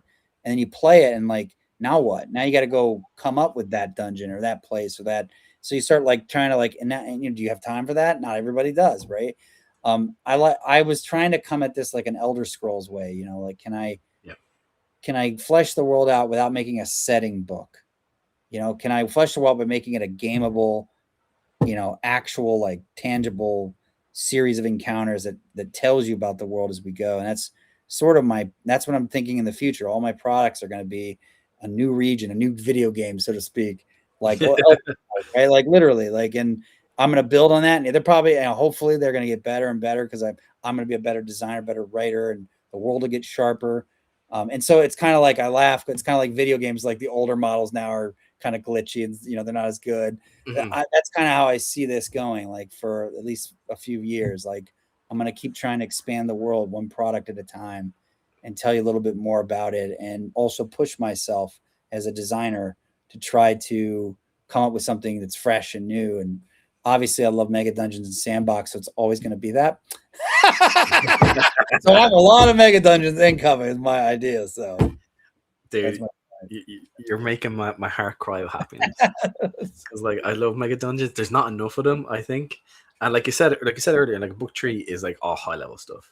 It's like point crawl, city crawl, mega dungeons. And it's like one mega dungeon, but there's like towers and dungeons within it as well. I think it's gonna be awesome. I haven't read as much on that as I should or want to as of yet. I am very much, I get a book and I flip through the whole thing. I'll read the whole thing back to back.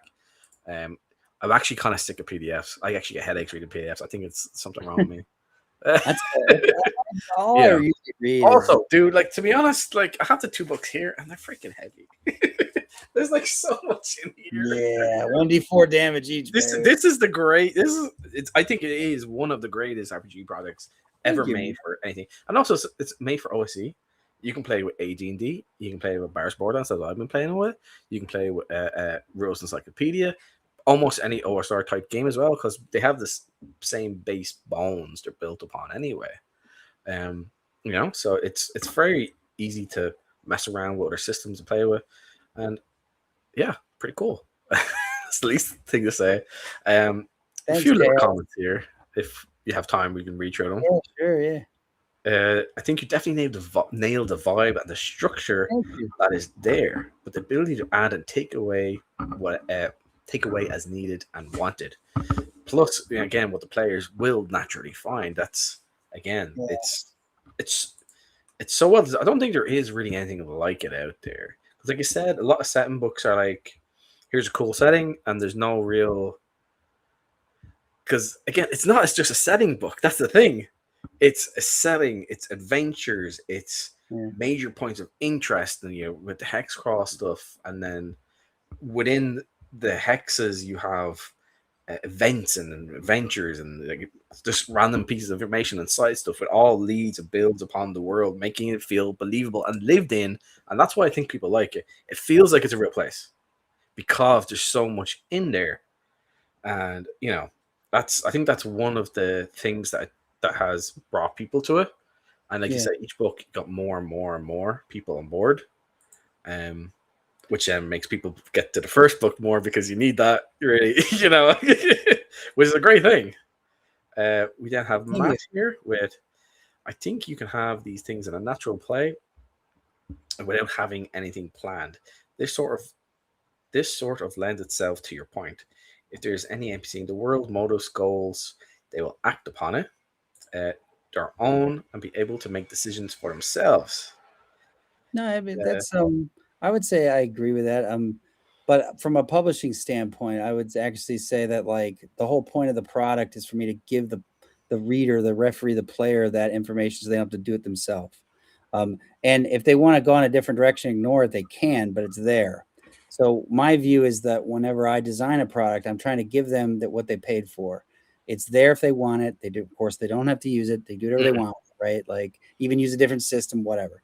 So my view is that like, yeah, 100%. They can make their own arcs and some players can do that. But there's a lot I've played with that don't.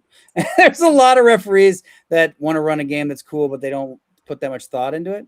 yeah, So I wanted there to be a built-in structure that advances the ball from essentially a beginning, middle, end to give some sort of feeling of completion, because that's what's required when yeah, you're designing narrative. Like that's it, that I mean, that's what it is. Narrative is structure, right? Like you've got to turn around and it's a beginning. Like every story has a beginning, middle, end, right? We got mm, and that's what narrative is. Narrative is that framework. It's the steel in the building.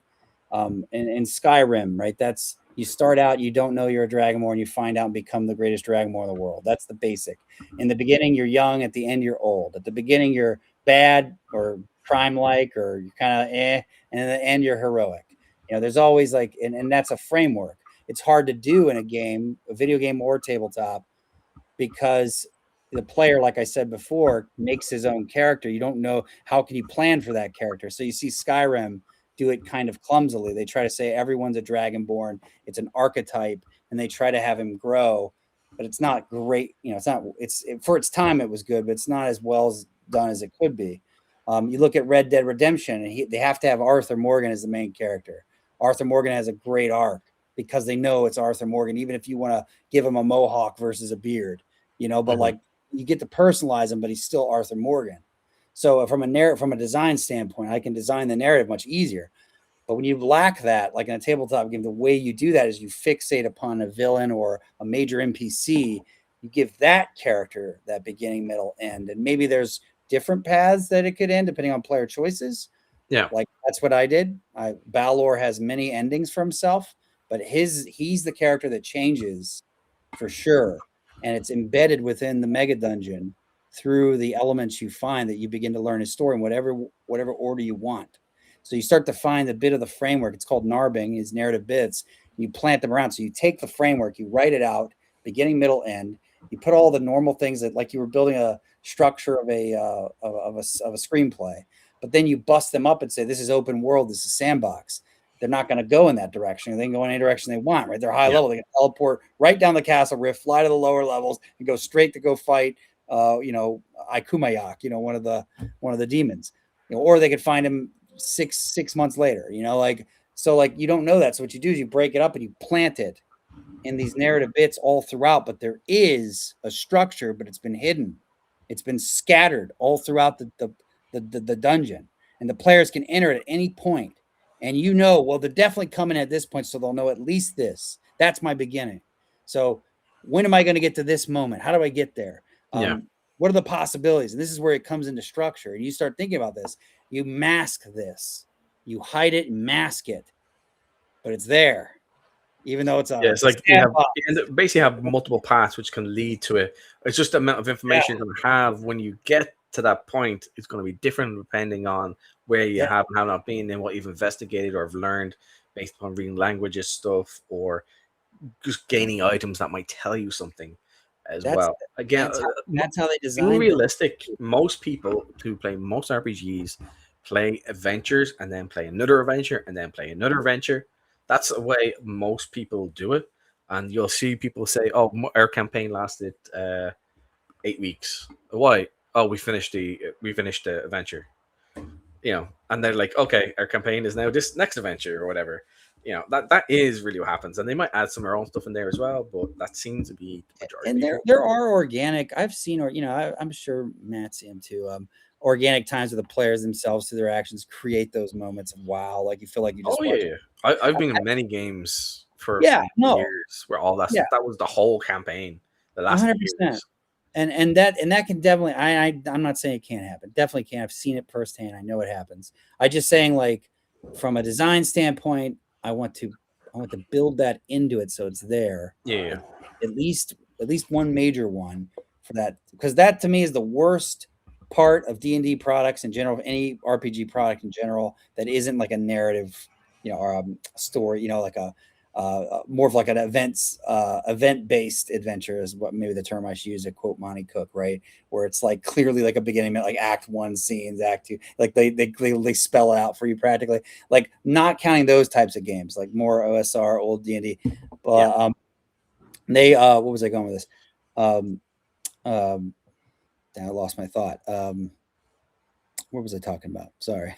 I need more coffee. Oh man, it was like all rolling out, and I hit the wall of like, what the hell was I talking about?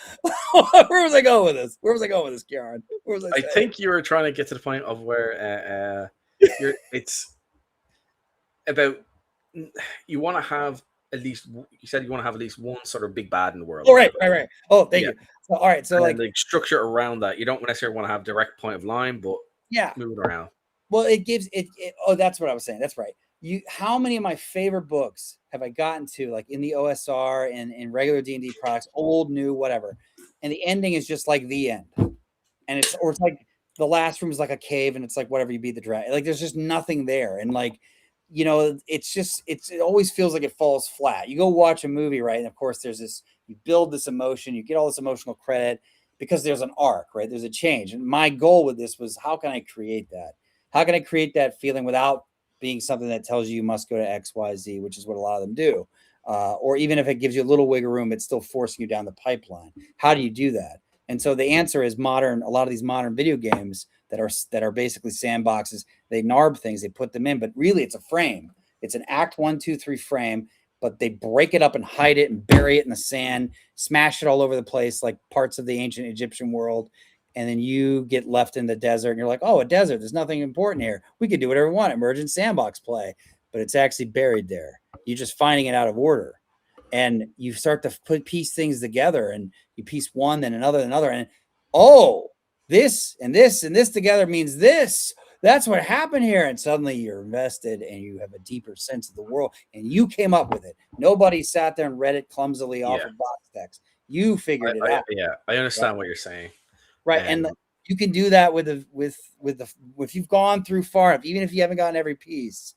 Yeah. You feel by the end of Gods of the Forbidden North, you've gotten an arc like that. And that's something that you don't get from other products. And it's, it's hard to do. It's not easy. It's hard to do. Years.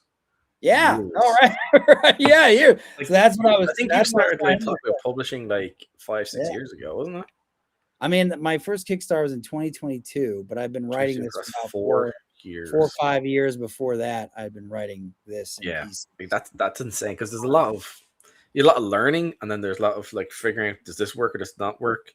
Does this make sense? And it's feel natural, which you've achieved all that, which is it's kind of insane. I know I kind of like it's just because you can open up any page and you're just gonna be like endless possibilities, and like I can just think about how would someone, like, I know how person A might interact with it. Or like, it's kind of mind-boggling. I get it. I keep doing this, but it's true.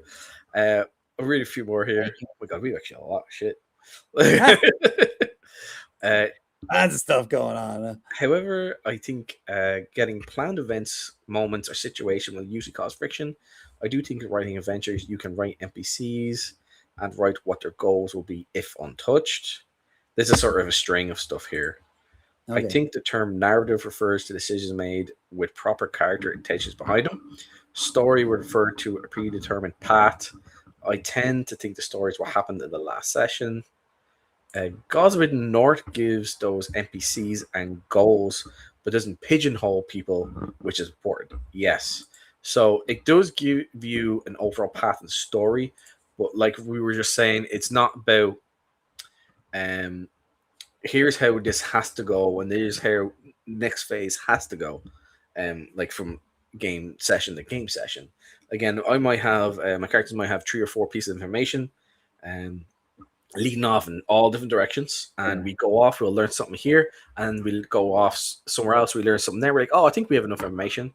It seems to be pointing towards over here, we have this key, or like this thing about to unlock something. And it could be like one of those things that's false, and it ends up putting you in a death trap. Or maybe a death trap dungeon. Which there is a death trap dungeon, which you do state it's completely optional, just because you're probably gonna fucking die. Well, I want to respond to yeah. So Matt, like the that's Barrows and Borderlands. So narrative. So narrative is a structure, right? Like story and plot. Plot is like what happens. Story is why it matters, right? Like narrative is the structure itself. Like that's typically what that is. Those words though get used a lot in common, banter between people, like interchangeably usually. Like they get mixed all the time, but I think precision wise, narrative is like literally the structure itself. It means that there's a structure. Like if a game lacks narrative, it doesn't have anything like, so like you have a truly a sandbox experience. You just drop some people. There's nothing there connecting them. And you're just going to let and see what happens.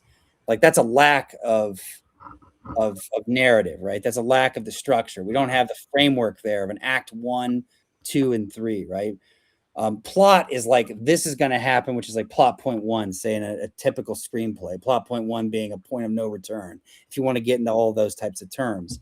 So we have plot is like what's going to actually happen. What are the events that are going to happen that gets my main character, my protagonist or whatever, from the beginning of the story to the end, from the beginning of his or her arc to the end. And it's called a narrative arc, because a character arc, right? Because it's literally a physical, like it's like a line, right? It's a structure. It's like a beam. And so story is like why this matters, so like you have like, like essentially like why should I care about these events?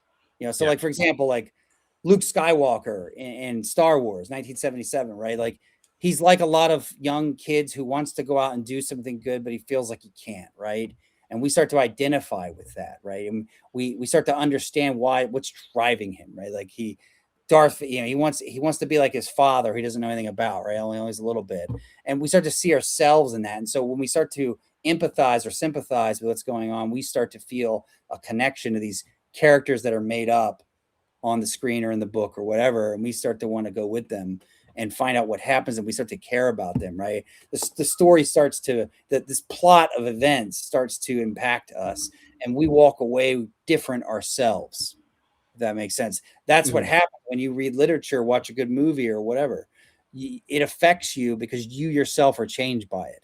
The character changes and that changes you, right? Even if it's made up, because the fiction, is a lie, but it's a true lie, right? Like fiction is essentially like, there's a truth there, like even if it's being carried by fictional made up people, there's something true in this event, this series of events, and you can draw something from it and learn something about the world, yourself, whatever, and be impacted by it. So those are typically, I mean, again, without getting like super like hyper, precision, but I think it's important because when I'm talking about like narrative, I'm saying there's a structure. There is an act 1, 2, and 3. There are plot point 1 and 2, if you want to use screenplay narratives. There's also 5 act structures, but there's basically like a bunch of structures. I'm saying there's a framework there, and somebody is changing from the beginning to the end. In this case, it's Balor, the Skull God.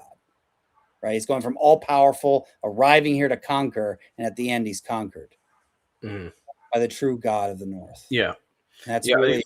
I think you should point out as well that you come from like a professional writing background as well, so Yeah, you're thinking about it a different way than say I might as a complete nerd twat. Well, I mean, there's a lot of like, there's a lot of different elements, you learn Yeah. about. I'm just saying like that.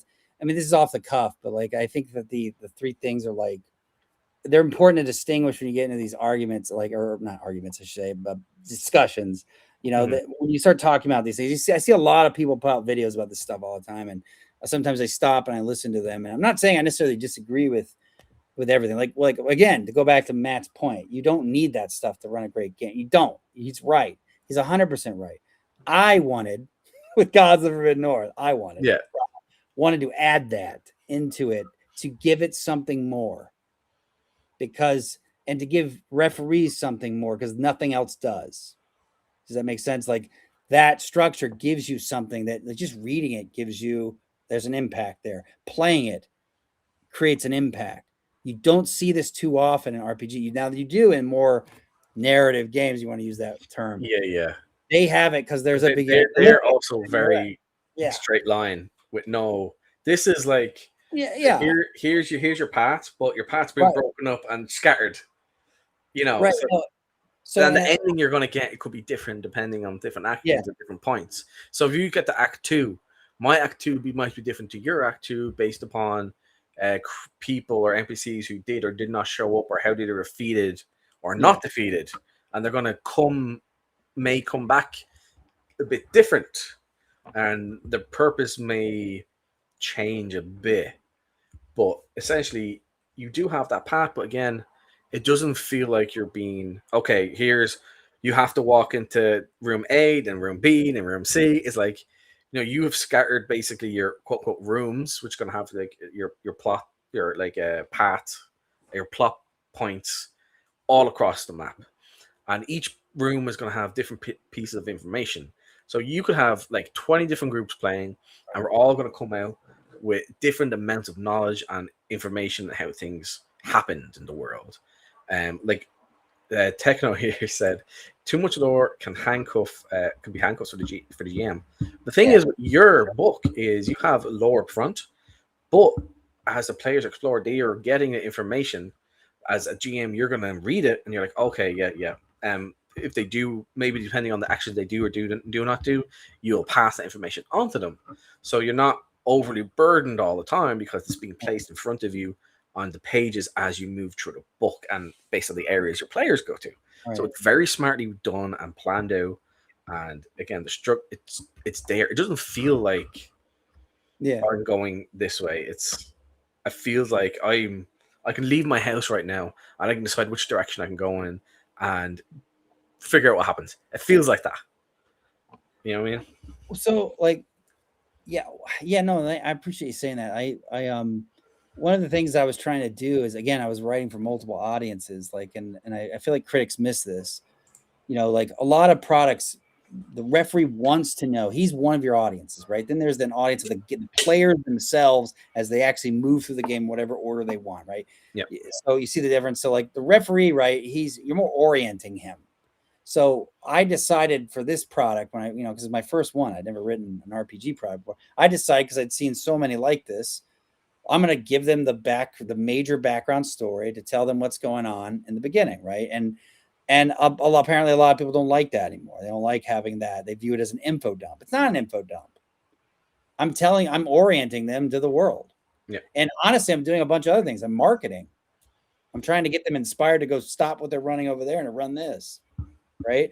Like, actually, one of the things I praised the book for as well. That's what I praised the book for. I think I got what you were doing. Right. No, that's what I wanted as well, because sometimes, because I do a lot of solo play, and I'm like, okay, I want to know something about the world anyway, because a lot of books out there, they'll have information and lore throughout the adventure, which is fine. But sometimes they don't differentiate text, so you're like, oh, if I was doing that for another group, I might accidentally give them important information, which like DCC stuff sometimes does that. You're like just text and text and text and text, and you're like, oh, I just realized halfway through I shouldn't have said that to you because it's not differentiated. But this, you have everything differentiated, and plus you have the bit of the at the start, so you can learn. You don't have to memorize everything. You'll just read through it. You're like, okay, I get what the world is. What's going on here? Here's the setup. And then as you play, you read through the book, and situation A might happen, or B, you roll encounters and hex XYZ, and then that information then becomes more relevant throughout the book, for the players. Yeah, no, but so I think one thing I would change going forward. I'm not going to change gods, and it's the way it is. I'm leaving it the way it is for now. I think going forward, what I would do is the only difference I would do is I would still lead with I think it's important. You got to have some kind of summary up there, right? But I would just leave with like a 2 or 3 paragraph top type summary. And what I would do is I would strip all of that other stuff away and tuck it, like I said, Narbify, tuck it into the work itself. So it's still there, but it's not something the DM needs to know, because it seems like a lot of DMs start to see that, and again, this being my first product, so I'm kind of learning. I've noticed that they seem to think, oh, I have to know all this. They don't even, and I think there's even things that say that they don't have to know, but they still think they do, because they don't read every word. And so if you think about this in technical writing, you have to make documents skimmable, they say. You have to make documents where you get your idea across knowing they're not going to read 60, 70, 80% of it. So I didn't really think of it in those terms when I first started writing the book. And now I realize that, RPG products are one of the hardest things to write, because you're not just doing fiction. You're not just doing game design. You're also doing technical writing. You're also presenting information in a way that is easily digestible, and then it also encourages that person to want to run this and stop what they're doing because they got a queue of other books that they're going to run before if they don't. And so you're thinking of all that, and you're like, man, and I didn't think of that when I first wrote it. I thought of it more of a traditional, they want to know what's up. And that's true, they do. But nowadays, with people who read less, and I see this as a professor, they don't want to read as much, generally speaking, not everybody. People don't want to read as much. Their reading levels are down. They want things simpler. And so now that I start to think about it, now I think of the average RPG fan as not being like that, because they enjoy to read, especially in the OSR. My thought is in the OSR, they're older, generally men. They're older men, older people, older fans who grew up reading like I did, like Kiara and everyone else. And they're like to read this stuff. That's how they got into D&D, right? And that's what I was thinking when I came at it. But now I realize that there are others out there, and I did not write necessarily for those audiences in my presentation. So one of the things I'm going to do is, how do I still achieve the goals that I did before, but give them less to make the ones that think they have to memorize it not think that, without losing anything? That's what I'm trying to do with the Overlords of Steel. That's challenging myself. I'm trying to challenge myself with, how do I pull all that off and still use complete sentences?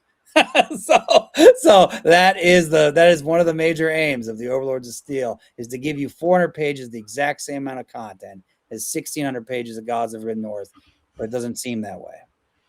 That's the goal. So let's do it. That will be another achievement. Yeah. If you have to go at any point, just say, dude, because I know that just no, I'm fine. I just don't, I don't want to be a dick. No. We have Gary here to chat as well. I'm enjoying it. Good morning. We have Elder Goblin Games. I know there's previous ones. We get you now in the second, guys. I've never known any rumor to be false. This match is watching for the mainstream media. Rumors. I mean, no, the mainstream media never lies. That is true. That's a true statement. Hey, Rob, I love your stuff. That's from Dirty Dwarf. Thanks. You're clean, man. Not dirty. We have Techno again. I need to get book 3. My wife bought the package with books 1 and 2 and almost hurt her back. LOL. That's awesome, man.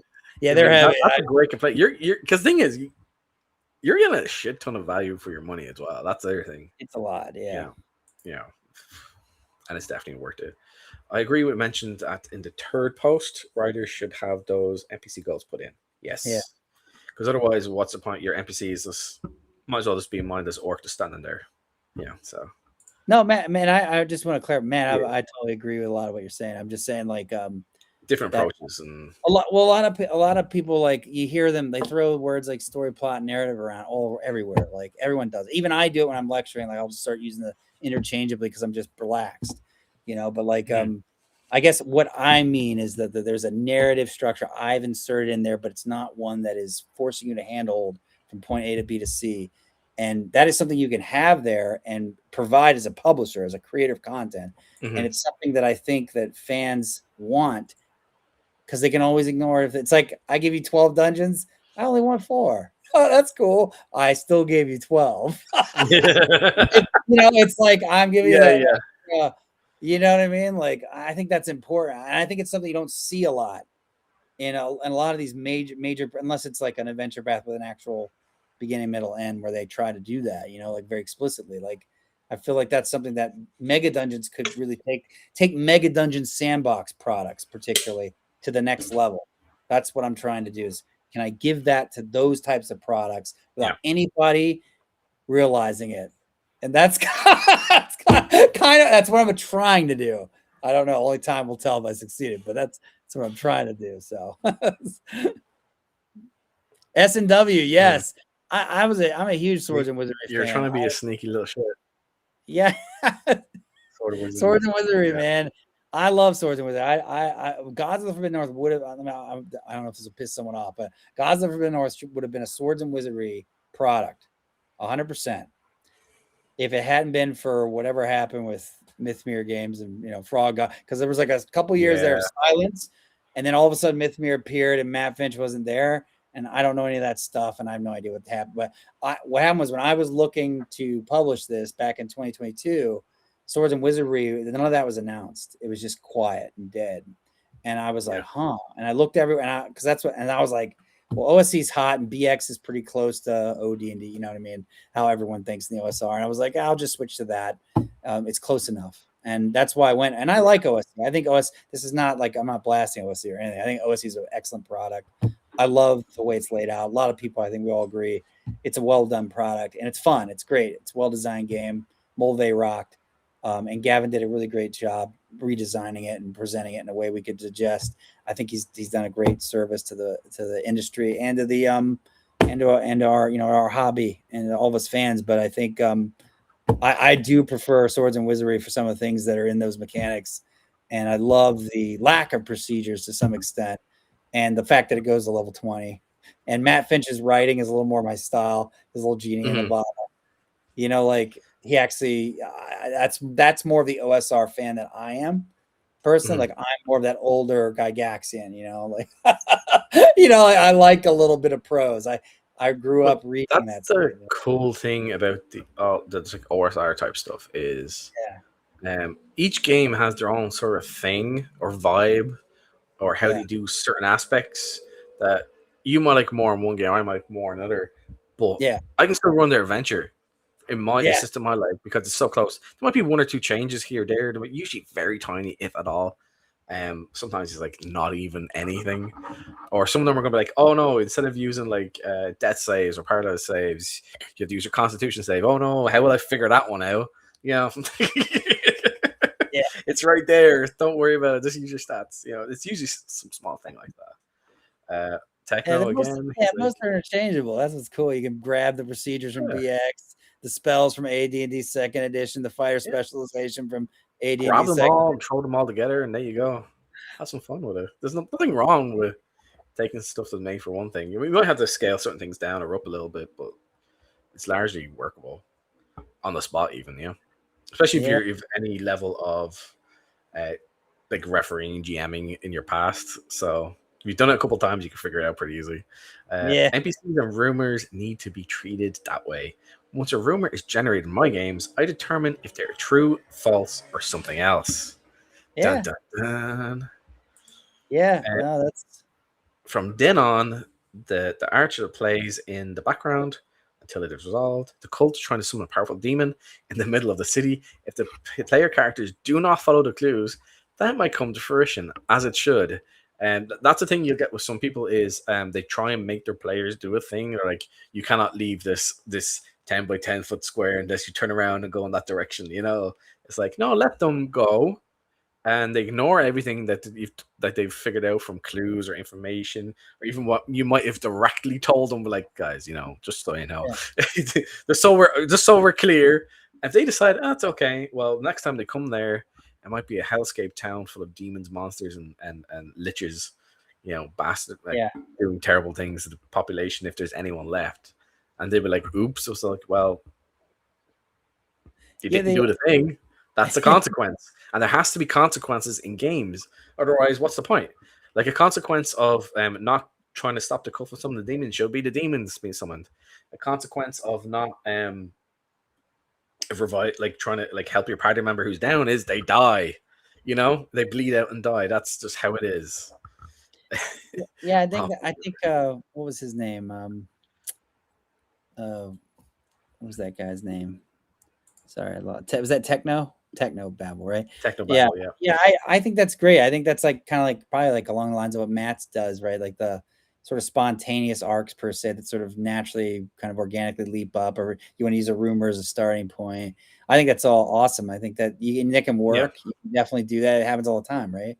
But again, I think from a publisher standpoint, like, you know, designer, again, I want to embed that because I feel like I want to give that there, and then again, they can spontaneously create whatever they want with my world. That's fine, but they got that background. That's that guideline, that rail, if you will, that's unseen, and that's moving them slowly, whether they realize it or not, towards some sort of ending that they will never forget. You know, that's kind of the idea. Because you go read like some of your favorite mega dungeons. Like, go look at their last page. They all end the same way almost. It's like they'll start with like some like boring level or hallway, and it's like the end. like that's the legendary whatever. And like, I get it. That's a giant mega dungeon, and they're assuming the story will kind of organically have. Yeah, okay, I get it. But like, why can't you have an ending? Why can't you have like you know, that kind of structure there hidden away? And I think that's something that they lack in the past. Like more of a payoff than the end.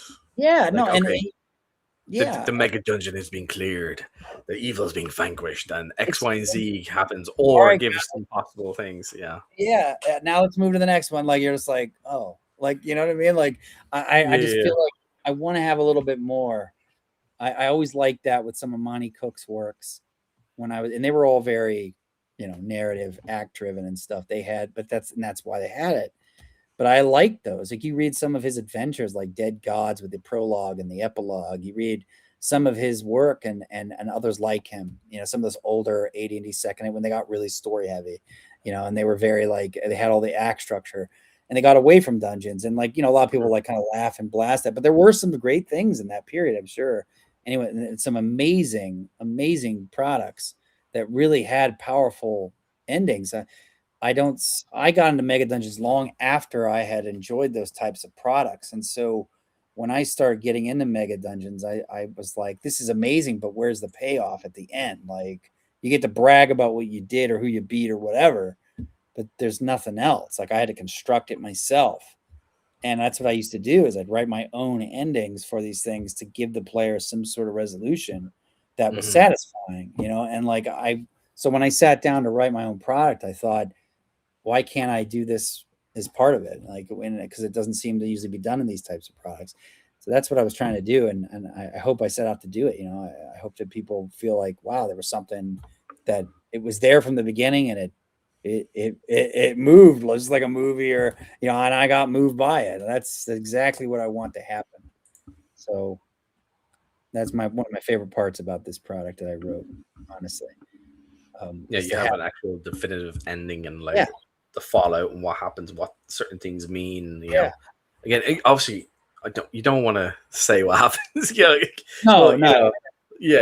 Like, there's a lot of dramatic twists and stuff. You're like, well, I wasn't expecting that to happen. Is like, okay, right now, okay, it's it's hard to like talk about without. Yeah, I don't want to say. You know what I mean, though. You know exactly. No, and that's like, you know, but that's what I was always aiming from that from the beginning. I wrote the ending first, a long time ago, and I always knew where I was going. That's how you write a novel. or a novel series is you write your ending. One of the first things you do, Yeah. you write your That's what ending. So you always know where Rowling you. did with Harry Potter. She Yeah. how it started and ended. Yeah, and that's exactly how you do it. That's 100%. Like, and that's how you give a truly satisfying, epic, whatever you want to call it, kind of arc that people will never forget, and they'll talk about the books or whatever for a year. Can you do that too with this type of product? And I think I did it without taking away anyone's quote unquote agency. Like, like they get to still do whatever they want. There's a ton of different possibilities, consequences, if you will, for their final actions if they get that far. But there's still sort of like an epilogue that wraps things up. And that epilogue, even depending on what happens, may not totally be factual, but there's still the feeling that that happened at some point, even if it was before the ending that really occurred in your game. Like that event really did happen. You're just hearing it now. And when it's most narratively satisfying, and that's kind of what I was going for. This is true regardless of what happens, whether he dies on the cube or whether something else occurs, like this happened to him somewhere in some context, even if it wasn't on the sea, and that's kind of what I was going for. So, and it makes a very interesting twist. Like, again, it's something your players will not be expecting, and it's very it makes everything more. It brings the gravitas up because there's so much happening beforehand. You're like, oh wow. And then this, you're like, oh my god, I can't believe, But anyway, I'll be quiet. Matt here again said I'll be running Gods of the North. Oh, that's awesome, man. B server. Yeah, using the Bars of Borderlands. Of course, hopefully by the time they're done, we'll be starting Overlords of Steel. I'm still waiting on my Barrows and Borderlands, by the way. I can't wait to get Oh, that's some freaking shade, boys. No, I had PDFs. I saw on the website his he handmade it or something, right? Like that's pretty impressive. Prints them all by hand. Shipped it all. Yeah, that's Mhm. crazy. Like that's impressive. So I'm kind of excited to have that product just for that. Mhm. But it looks really cool too. Like I love the sci-fi pulpy mashup he's doing with Barrows, and I've skimmed the PDF now. And Like when we play in the server, it's definitely way more. We have more of that stuff in there because we mix all sorts of stuff in, plus test new stuff that's coming out in the future, and it could be like far in the future or or near. He's first of all, he says it's coming. He's packing it now. He's like, shit, I gotta get on that. When you approach dungeon, sorry. So when you approach the design, do you start? Do you draw the map first, or come up with the room ideas, or a little bit of both? Again, if you have to run at any stage, please just say, "Dude, I gotta." No, I'm at 2:30 an hour. Hour and 15 minutes from now, I have another appointment. I've got to meet with a book manufacturer about Overlords, so I have to talk about that. But nice. It'll take about 30 minutes. So I got an hour, and then I'll just eat after that. Let's see. When you approach dungeon design, so normally I'm not a cartographer, Matt. Like I've drawn dungeons. There's been like one I was proud of, and all the other ones not really. So usually what I do is I hire people, or I tell them what the idea is, and the cartographer will draw it for me, and I'll come in and give like pointers, or I'll just let them if I don't really care that much. And what I do is I just take what they give me and I look at it and I go, unless I have something really specific that has to happen in this location for some other reason that was already established before I got there, I usually am just like, what did they give me to work with? And what it's a challenge. Like, how can I turn this into something interesting now? And then I start designing from there. Sometimes I have a concept beforehand. Sometimes I don't. I usually like to look at the map, and then I start to go, what could be here, and what could I do with this? That's my favorite way. It's like a sandbox. You give me a sandbox, let me play with it. You're discovering it as you explore. Yeah, I like it when cartographer gives. That's different. That's definitely a different way of doing things. I haven't heard anyone say that. Now I do. You have some awesome results. So no, thank you. What I did, like I'll give you an example. Castle Tharganon, had a couple of mapping issues where I made it a much larger scale than it was originally intended. And so what happened was it no longer aligned. The original staircases and the thing no longer aligned. So when I realized that and decided I still wanted it that big and I didn't care, I had to go have another cartographer come back and change like the map. So there were all these staircases that were really neat looking, but I had to remove them and turn them into spiral stairs. So like if you go look at the maps, they have all these spiral stairs. They didn't originally. The original maps didn't have that. So I do sometimes make adjustments to the map when I think it's absolutely critical and I can't find another way around it. But I do like to use the sandbox to force me to the map, if you will, to force me to like, what can I do with this without changes if possible? And I always do that. So like Green Dome of Feranadoth was actually written. Green Dome of Feranadoth was, I hired a guy, he wrote all the stuff. We ended up having this conversation one day where he wanted to remove, he wanted his own work back. And I was like, well, if you don't feel like, you want to have it in here, then, you can buy your work back from me and then we'll call it even, because I don't want him to be in the thing if he didn't want to. If he really wants his work, because I guess he wrote it and he thought it was really good. He really liked it. And it was good. It was a really cool thing. And I wanted to use it, but he really wanted it back. So I was like, not going to make any kind of issue. His wife was a little attorney. So I was like, all right, you can have it. Just give me the money back and we're good. So he left. That's fair. So then I had to turn around and do something with this tower. So Green Dome of Feranadoth got pushed to volume 2 because I didn't have time to write a whole new dungeon before volume 1 was published. That's why it's in. And the way I justified it was, I'm going to make the only way to get there to burrow up through the underworld. So you see how I took what was already there and my constraints, and then I just designed from that place. So that's what I did. So I took that tower. That's how I made it. And then I was like, okay, if I came up from here, where would the logical place be? And what am I going to design there? Because I don't know what's going to go in here now. And so that's when I said, oh, this optional stuff I'd cut about the serpent men.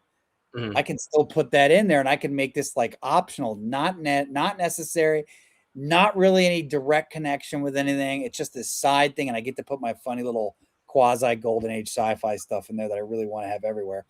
So that's what I did. I was like, I think one day you just need to go, fuck it. Boom. Let's go full bore. That's what I think. One day. Matt, you're like, I can do it now. Yeah. I see what Matt wrote down there. Matt, mine arrived first. Mine arrived first because it was already prepackaged in a fulfillment house. I just hit a button. You actually have to like lovingly craft handle, like assemble it. And that's probably what happened. He's only saying that. He's only saying that, Matt. He personally put every page together himself in that time. So don't listen to him. He's lying. He's on page 8. He even hand stitched the book together. That's right. It's the Marvel method of dungeon design. Awesome from Gary. I'm seeing Gary a lot more in my streams. I think I got his ass now. You're mine, boy. You're mine.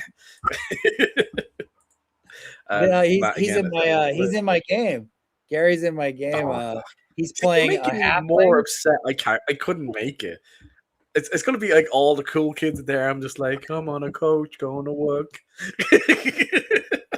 It's my brother, a kind of a mutual friend of a guy named Mark, and he actually is doing the maps of the mega dungeon for Overlords, and he's a retired first sergeant. I don't know if he wants me to announce his name here, but so Mark is his name. My brother's name is Mark with a C, and then I got Gary in the group, and right now that's it. But there's 2 or 3 other players that might join us either this Friday or next Friday when we start playing, and they're going to come into the game.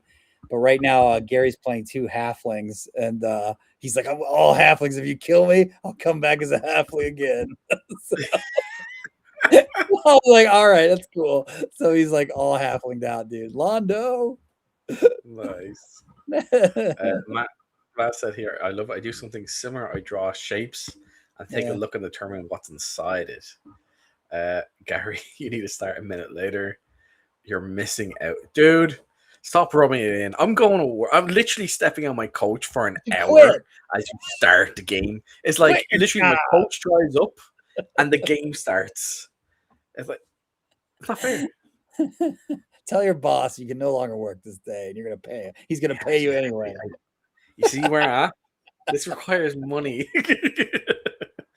Who cares about mortgages and shit like that? You don't need it.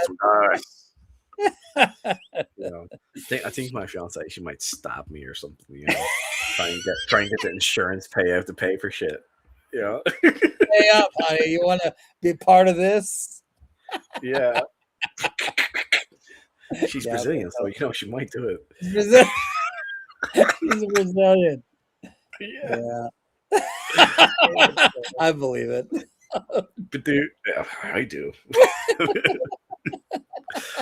I've convinced her I'm actually invincible, so I might be okay. But she might test it one day, so that's the other thing. It's like, ugh, stepping on the line here. Yeah. I'm sorry though, you're still missing out. I hate you, dude. I love you, but I hate you.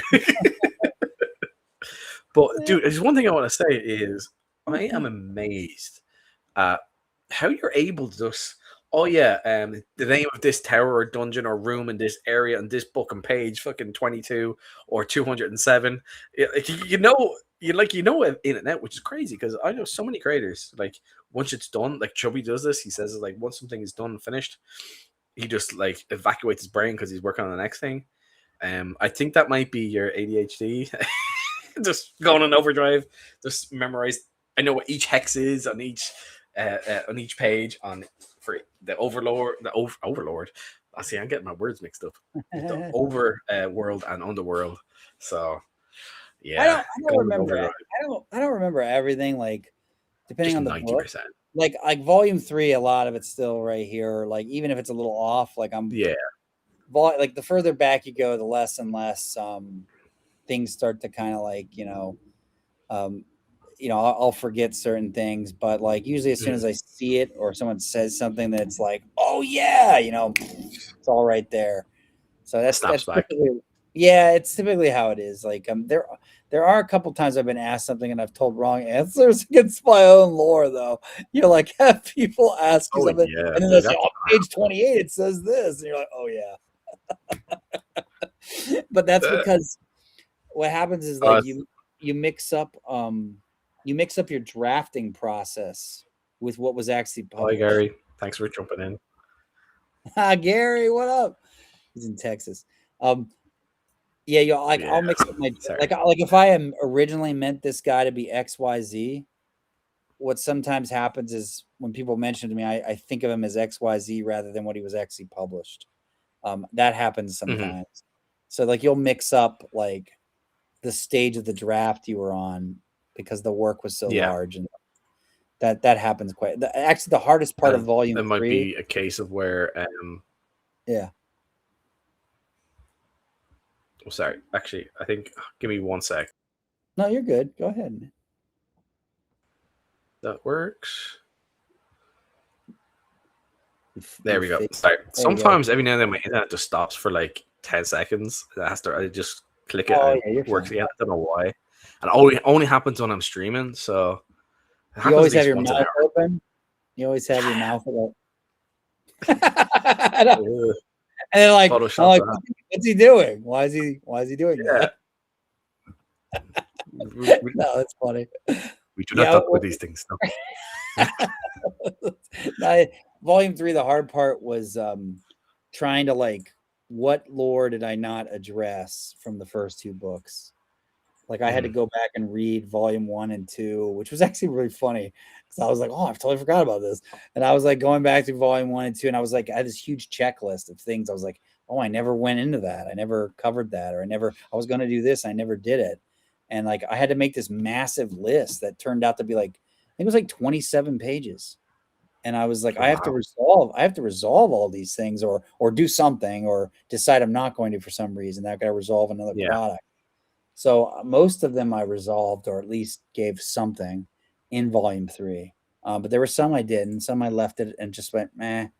I'd be forcing it if I try to do it here. Like I'll just let it be, and maybe I'll do it in another product or just leave it be, mystery, whatever. But yeah, that took a lot of work. And that's actually what I was writing the fastest and the sharpest. And I knew exactly what I was doing because I did 2 books like it before. But the lore made me go slower because I had to like really spend a lot of time making sure I got things right and didn't contradict earlier lore. So, that was tough. That's why I'm never doing 3 books yet. Never again. There's so much back. I can imagine you had like your pin board up and you had your string You know, it's almost like Yeah, a you're like conspiracy. smoking. Going, Yeah, yeah, you're like crazy, man. yeah. Yeah, no, 100%. That's what it But was also, like. like when it comes to like cutting stuff, like you said, and you might repeat something that's wrong, it's could also be a case of where that was what it was like for so long, and then you Yeah. changed it like after X amount of months. You know, after rewriting it and reading it, and like, okay, this is it. This is it. It's like, nope, it's changing for whatever reason. Yeah, you know. But yeah, dude, I think it's here. This is what Techno said, and I absolutely agree. I think a lot of gamers and creators have some sort of issues like ADHD. Yeah. There's something wrong with a lot of us. That's all I'm gonna say. It's weird. Like, Superpower. so I looked up and like, yeah, I was reading like actual like research stuff on ADHD because like and like it like there's a body of work that it really does exist. It's I used to think it didn't exist. I used to think it was just BS. And no, it actually Mhm. does exist. The research really does support it. Do they really know truly what it is? That's still up for debate, and that maybe it's something that's not what they Mhm. think. But one of the things that's interesting is like they always say that like in the research, it's like only like 1 or 2, or it's like a really tiny. I don't remember the exact number off my head. It's a really tiny percentage of people have it, but like every time I talk to people in the gaming, I'm like, are we all the 1%? Yeah, Is dude, that why I we're think it's more like gamers? 20. I think it's 20%. It's different degrees I because don't know. like it's like there's different degrees of everything. There's some people who are super dry and analytical and like kind of just deadpan, like fucking obsess over numbers and data points for years on end without blinking, literally. And then there's other people who they cannot sit down and read a book without wanting to bang their head off a wall, even if they love it. It's just for some reason they need to physically do something. It's there's different degrees, I think. Um, but yeah, I think we're all fucked up anyway. That's just me. Oh, but yeah, I think that's more or less what I had it in my head to talk about. I think, unless there's anything else you want to talk about, because we've been here for like an hour and a half, I was an hour and a half, 2.5 hours. It's been absolutely brilliant, Woo! dude. Yeah, That it's a lot. flew in. I did not. I felt like an hour. Yeah, it was Um, quick. Yeah, yeah, dude, it was awesome. I'm just Again, like, realizing I'm hungry. I'm like, yeah, oh man, you eating lunch, dang. I only realized when my fiance came in. I was like, "How was she home so early?" And I was like, "Oh fuck." But yeah, She dude, left like, and came back. yeah, like again, anytime you need that, and hit me up and we can do this. Yeah, We can do it in the future again if you want for the Overlords. And again, we're buddies as well. We talk from time to time and stuff like that. And next Wednesday, we're going to be playing a game together yeah, alongside Lord Matthias, Techno Babbles, who's going to be running it, Matt, and Atmos. So he's going to be there as well, which is going to be cool. So we're all that's going to be great. having a live gameplay on the channel again. Second one, it's going to be awesome. At least we can all play tabletop RPGs in a mental hospital. All get intentionally committed there. Let's like, oh, I'm not take me in there. Don't we all get free rides and we just sit around playing D&D. That'd be awesome. Yeah. This was awesome. Thanks for a great one. Yeah, you too, buddy. See you Thanks for later, tuning man. in. But yeah, this is great, dude. And anytime you want to do it, like I said, let me know. We talk from time to time anyway.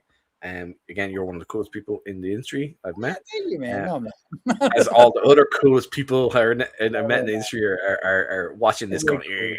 They're way cooler. They're all way cooler. No, they're nah. way cooler. I'm so not cool. But no, thank you for having me on. I really appreciate it. It's Yeah. always a pleasure to talk with you. And Yeah, you too, man. It's those it's always those fun.